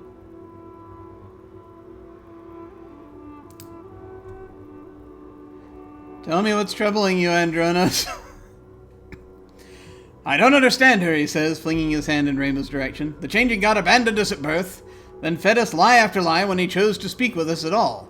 She claims he has a master plan. I see a man who serves himself first and always. He doesn't care if we die. Even I care more if Rima dies than our sire does. Siblings? Ha! Sharing that bastard's consciousness doesn't make us related.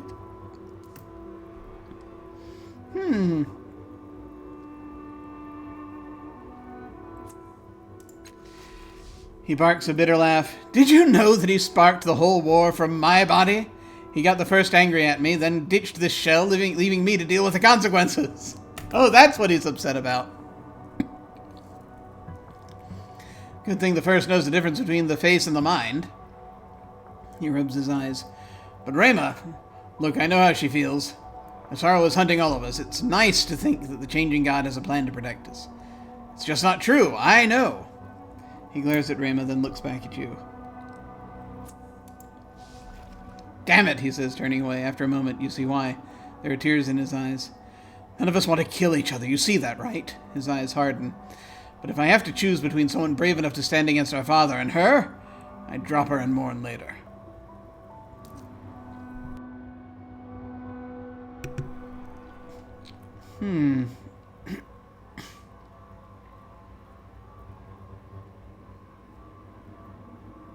Okay.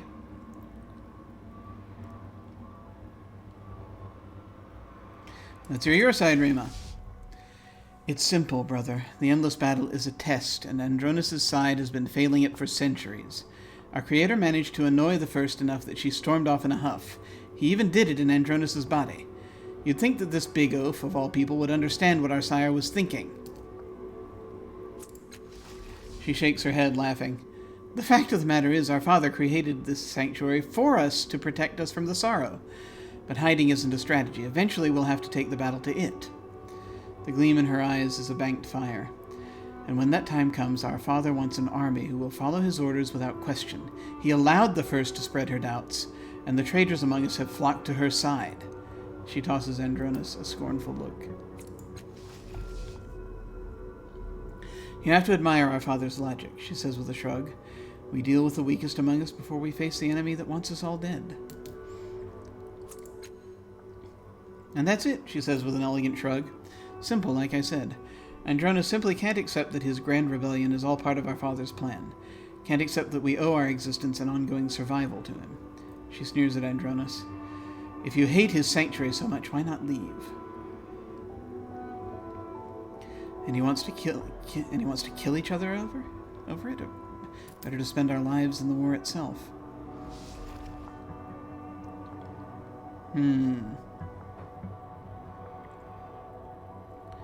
I'm going to ask for summaries here. Rama won't face the facts. The changing god doesn't care about any of us, and when the sorrow comes, we're on our own. And summarize your argument. I think the first rebellion is all part of our father's grander plan. Andronis just can't accept that.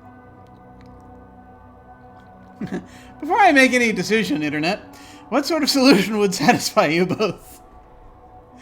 Armageddon. Neither of them speak for a moment. Their faces are identical sculptures of surprise.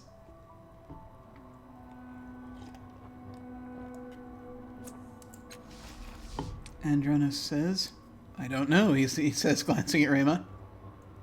Nothing you could say would make us take each other's side. And with apologies to Aadiriis, I don't want to get along with Rama. I've hated her far too long. I've hated her for too long. No offense.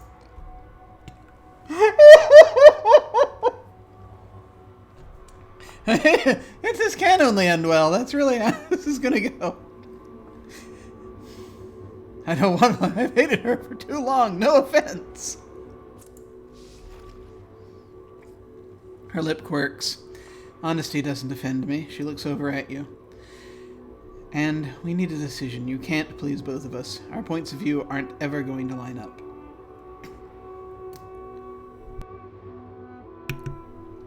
Let's talk about something else. Sure, why not? Based on the endless battle? That's why it's still going on? Yes, he huffs and casts a dark look at Rama. Whenever our father has the chance, he spends our lives like a loose handful of shins. We keep fighting to stop him. He grins mercilessly, to tear him down. I'll remember that. Oh, something's happening. You idiot, Rama says, but without real rancor. Our father never makes a move without knowing he's going to win. We're stronger than you, and we have right. I can't read. And we have right on our side. You're going to lose this war down to the last soldier, then you'll see that I'm right. Okay, let's talk about your dispute again.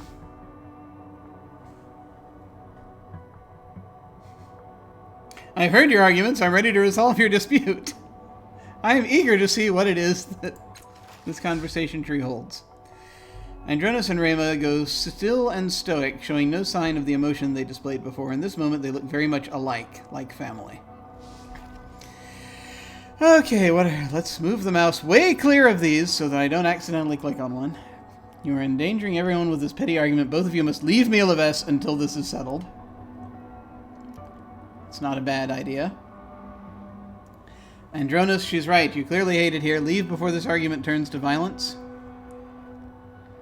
Rama, he's right. Our sire doesn't care about us. Some time outside Milaves might convince you of that. Go.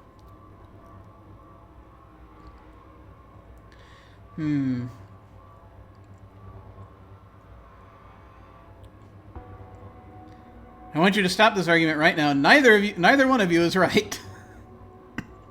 Yes, let's give them more to be angry about. Do you really want to break the truce to kill each other over a point of view? Can't you put a stop to this? We are family, after all. I need to hear more about your argument.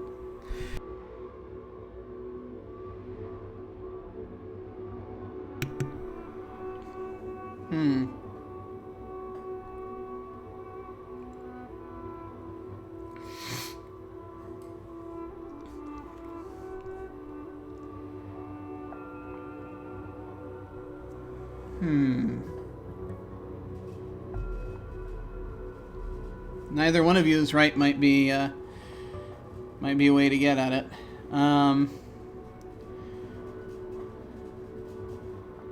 you want to kill each other over a point of view?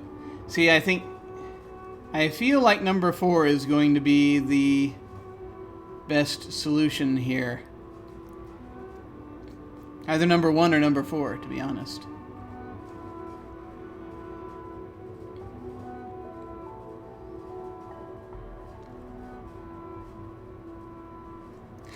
Well, we saved the game, so we're going to try number 4. I'll remember that.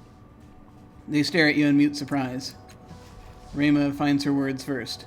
Oh, that solves everything, she says, smirking. Thank you for your wisdom, she turns back to Andronis. I thought you were naive. Oh, well, that didn't do it.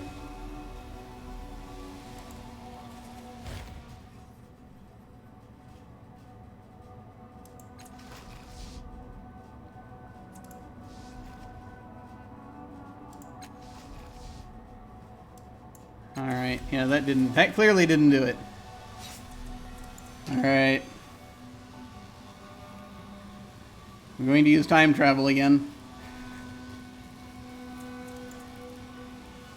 Thankfully, we don't have to go too far back this time. You know what, though? I think... Yeah. I think if this is one of those conversations we can disengage from before we get too far, that'll be helpful. And we're going to be clicking through.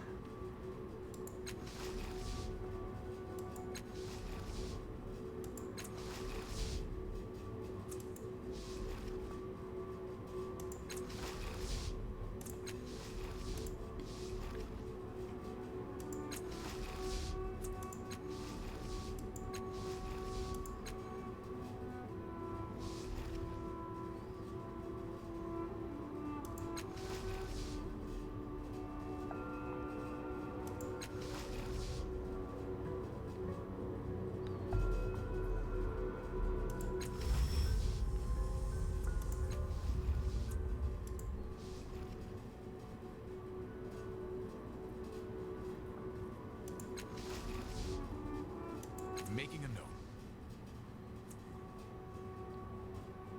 I'll remember that.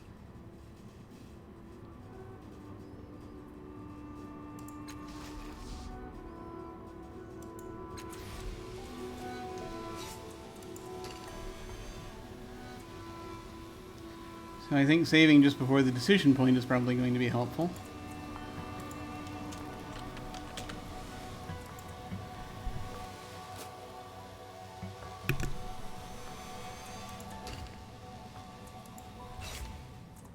What are we looking at?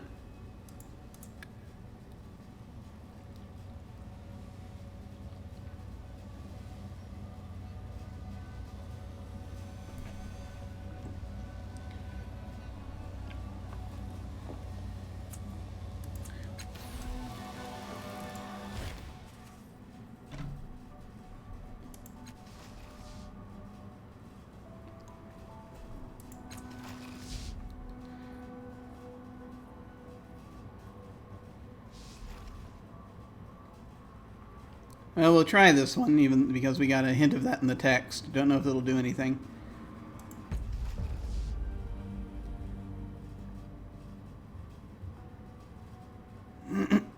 We are a family, so let's betray this hero, and you must feel awful. Enough, I can't spill your blood in here, but I can damn well cut you down outside of Milivest. Let's go. Gladly. She snaps her cheeks flushed. Have you two forgotten the sorrows out there? They pause. The rage drains from their faces in slow degrees. Good point, Andronis says at last. Do you have any other suggestions, then? Something other than reminding me that I'm related to this zealot?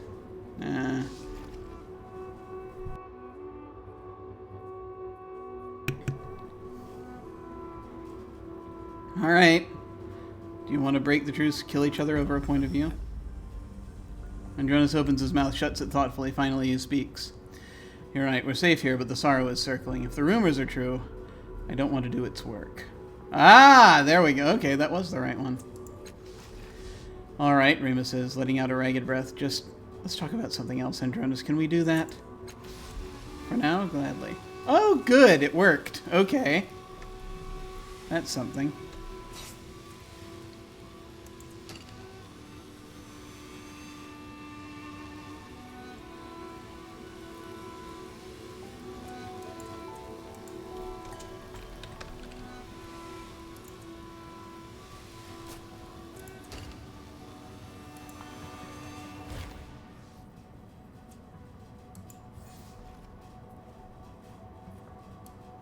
Peace in our time, who would have thought?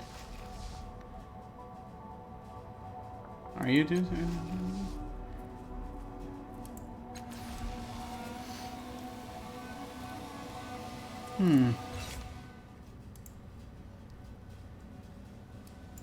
Alright. Back here. Hey, I did stuff. Have you helped Rima and Aadiriis come to a conclusion yet? Answer some other question. I managed to persuade them and spade them to their senses. They've agreed to a temporary peace. She claps her hands softly. Well done indeed. To be free to choose is part of life. In Milavest, we must own our choices, just as we own our responsibilities for the outcomes of these choices. Making a note. Before I can allow you to alter the course of a brother's life, I would hear your opinion on something which touches the lives of all our kind. Who you have no doubt heard of the endless battle, but what do you know about it? Why do they fight, and who is right? She bows her head slightly. If perchance you have heard only a little about the conflict, you may wish to speak to your brethren before answering. I'll remember that. What's the point? Matkina sneers. The endless battle used to mean something. It used to be people with principles, but they lost sight of their true goals, and it became a self-perpetuating war machine. I don't think the First could stop it now, even if she were alive. It's worthless and stupid. I doubt either side knows what they fight for anymore, if they even care.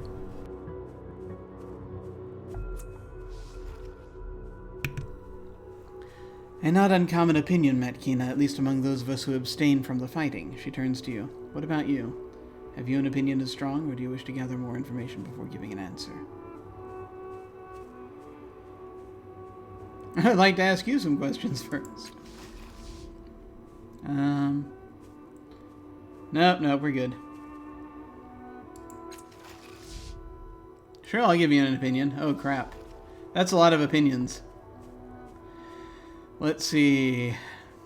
Like any war, each side is trying to achieve its goals through force. It's war, senseless violence caused by pride. Frankly, it's none of my business.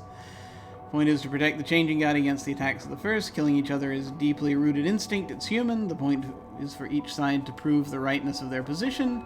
The goal is to stop the changing god from ruining the lives of the castoffs. There is no point. It's a waste. It may have mattered once, but it has devolved into a self-perpetuating quagmire. I don't think anyone knows enough. That's the problem. Remember Thalana and her men. The only purpose it serves is to ruin the lives of those it touches. Tell her what Barricale said. The endless battle makes us stronger through conflict, more focused. The fighting is pointless, but still profitable, and that's why it continues.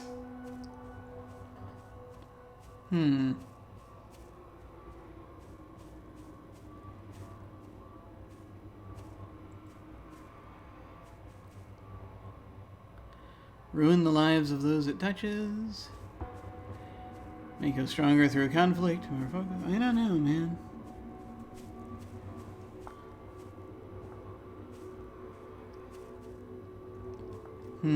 Of these choices,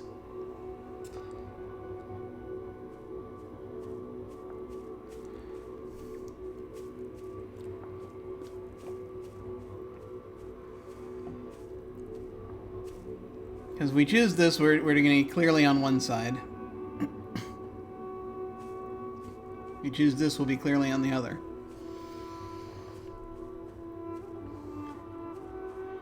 Each side is trying to achieve its goals through force. I mean...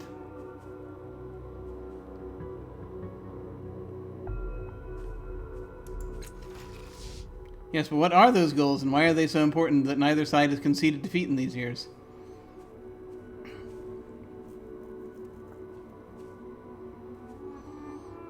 It's an interesting question.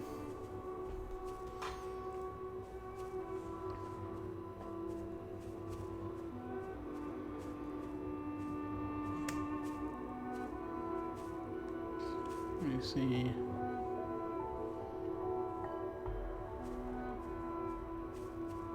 It may have mattered once, but it's devolved into a self-perpetuating quagmire. That I can see,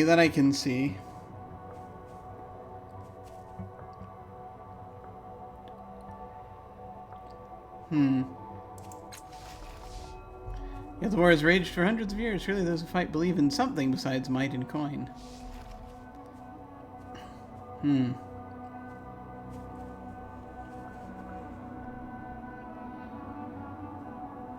Well, yeah, this is each side to prove the rightness of their position, I guess. Or survival.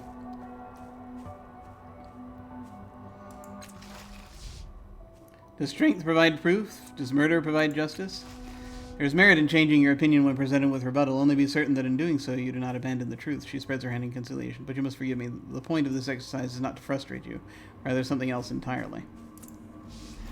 She clasps her hands together. So, why do you think I have asked you this? No, let us start from the first task. Why would I tell you to talk to Melmoth when he ridicules my beliefs? You wanted to expose me to other viewpoints.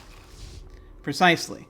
When we have incomplete information, we are exposed to alternate, opposite viewpoints, and are exposed to opposite, alternate viewpoints. Alternate, opposite viewpoints. How do we judge which is true? We must reach a conclusion at some point, but unless those conclusions are backed with incontrovertible evidence, you must never imagine that you have the sole grasp on the truth. And what do you imagine I intended when I asked you to intervene with Rema and Andronis?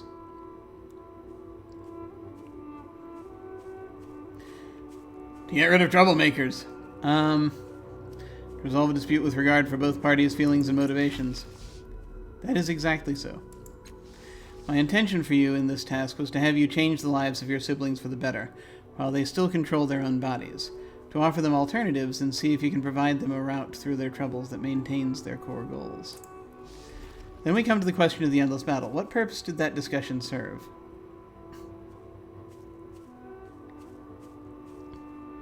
Some sort of psychological test, I'd guess.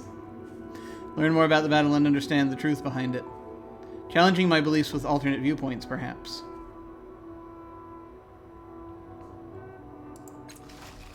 Correct, and astutely judged. The goal in all this was to make you question your assumptions, to see things through others' eyes.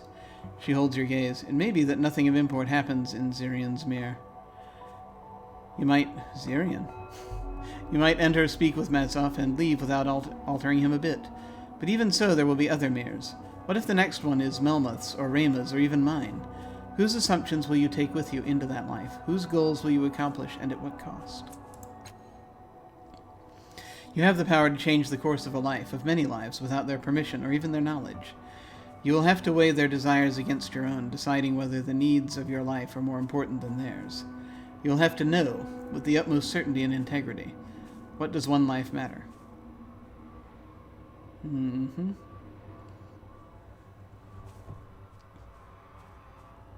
Seek your own answer, brother. That is what matters most.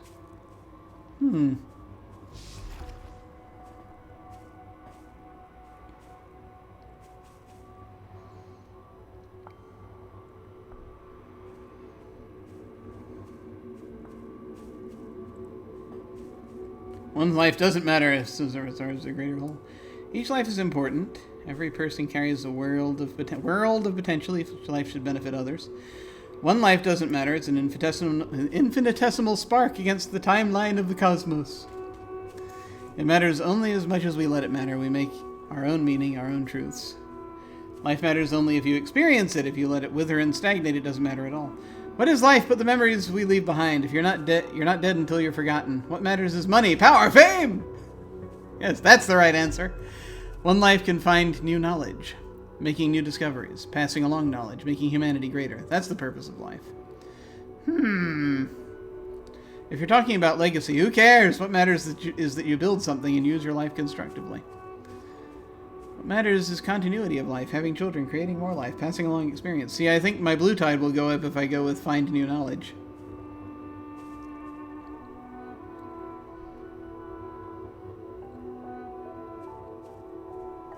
But we make our own meaning, our own truths.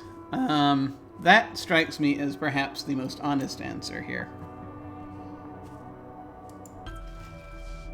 Silvertide went up. This matches my personal experience as well. We have meaning where we find meaning, chaos where we lack it. Yet, you would do well to examine this belief. And that was Silvertide, okay. I'll remember that. From within her robes, she produces a small, clean box. A stylized version of the changing god's sigil is emblazoned across the top of it. This is the Mircaster of a castoff named Zirian. One brother looked into it once and reported seeing Zirian in the fields of Ossifagan, and later speaking with Matsoff. I highly recommend you take care of any unfinished business before you enter the mayor. You can change the past, after all. Anything might happen. Let me know when you're ready. Okay, not ready yet. Got a few things we got some tombs we gotta check out, if nothing else. I will return when I... Do I have other questions?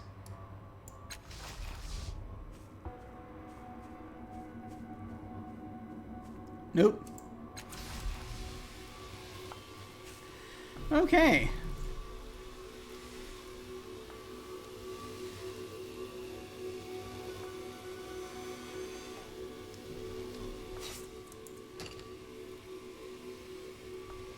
So we got through that.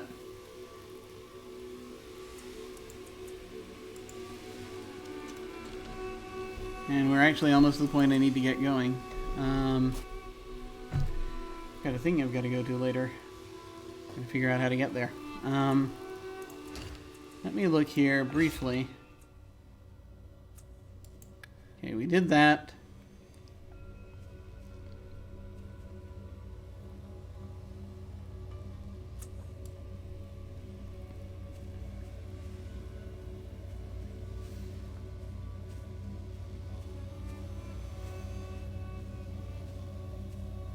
Oh, good lord.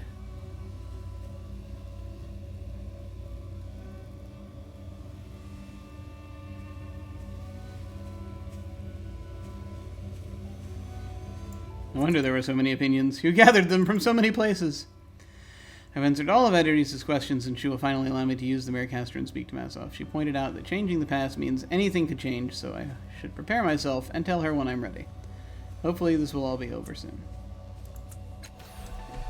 Yeah.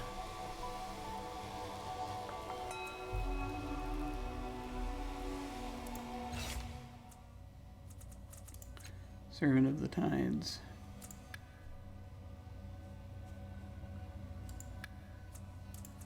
It's the thing I kind of need to check on. Let's go.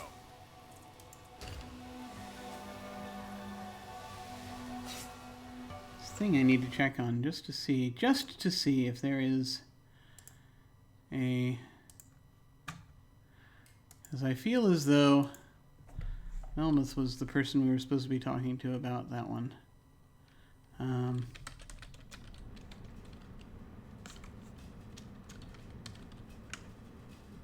So I just want to double check real quick.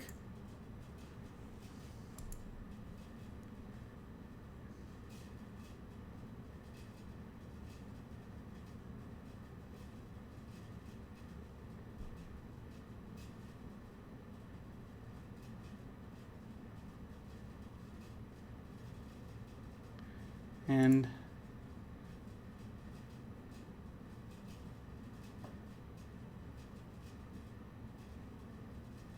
oh, okay, yeah, that's way in the future. All right, we're still good. I was thinking of other things. Okay. We're perfectly fine.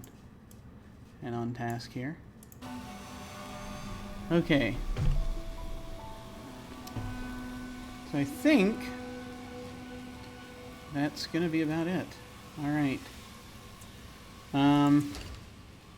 Let us briefly... Course. I'm actually going to just take us back up to the top so that I remember where we are before we do all this.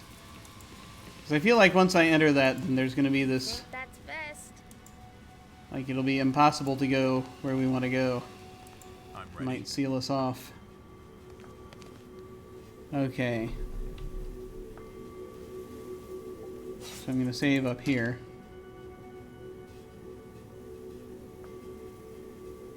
So that I can remember to go look at more tombs, and I can finally use all those codes that I wrote down.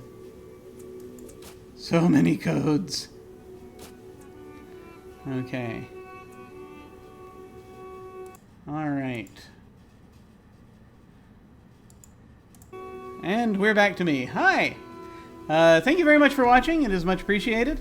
What do we have going on? So, tomorrow morning, we will be doing more We Happy Few. And so we get to dive forth and try to... we're on the last island, so I'm very excited to see where things go there. Later that day, hopefully, we're going to be taking another stab at the cold ruins of Last Life. Again, that's where we... Tabletop RPG, we're going to be playing Dungeon World, but we're all undead. Tomorrow morning, we're going to be doing more Age of Mythology.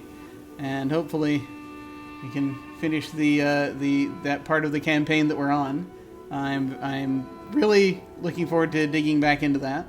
And then later that day, back to Tabletop RPGs, we are having another one-shot of Deadlands Noir in the Tales of the Dust Bowl series. And so that's basically a sort of 1930s Western noir horror type deal. And so very much looking forward to that as well. Tuesday night, I'm going to be over on Off the Table, I was going to say something else. I was jumping ahead. Tuesday night I'm over on Off the Table, and I'm going to be playing in their Urban Shadows campaign. This may be the finale. And so that's getting also very exciting. And that is at off_the_table on Twitch. And then back over here on this channel Wednesday night, we are continuing our campaign of RVR, which is the Hack of Lady Blackbird that I wrote. It's a robot versus robot, a robot Hamlet versus robot Richard III. Shakespearean robots in space. It's glorious. And then finally, Friday, 1 week from today, we will be back here doing more of this, Hunting in Tombs, which is something I am also very much looking forward to. So that's what's coming up. In the meantime, folks, please take care, and I shall see you all of a sudden.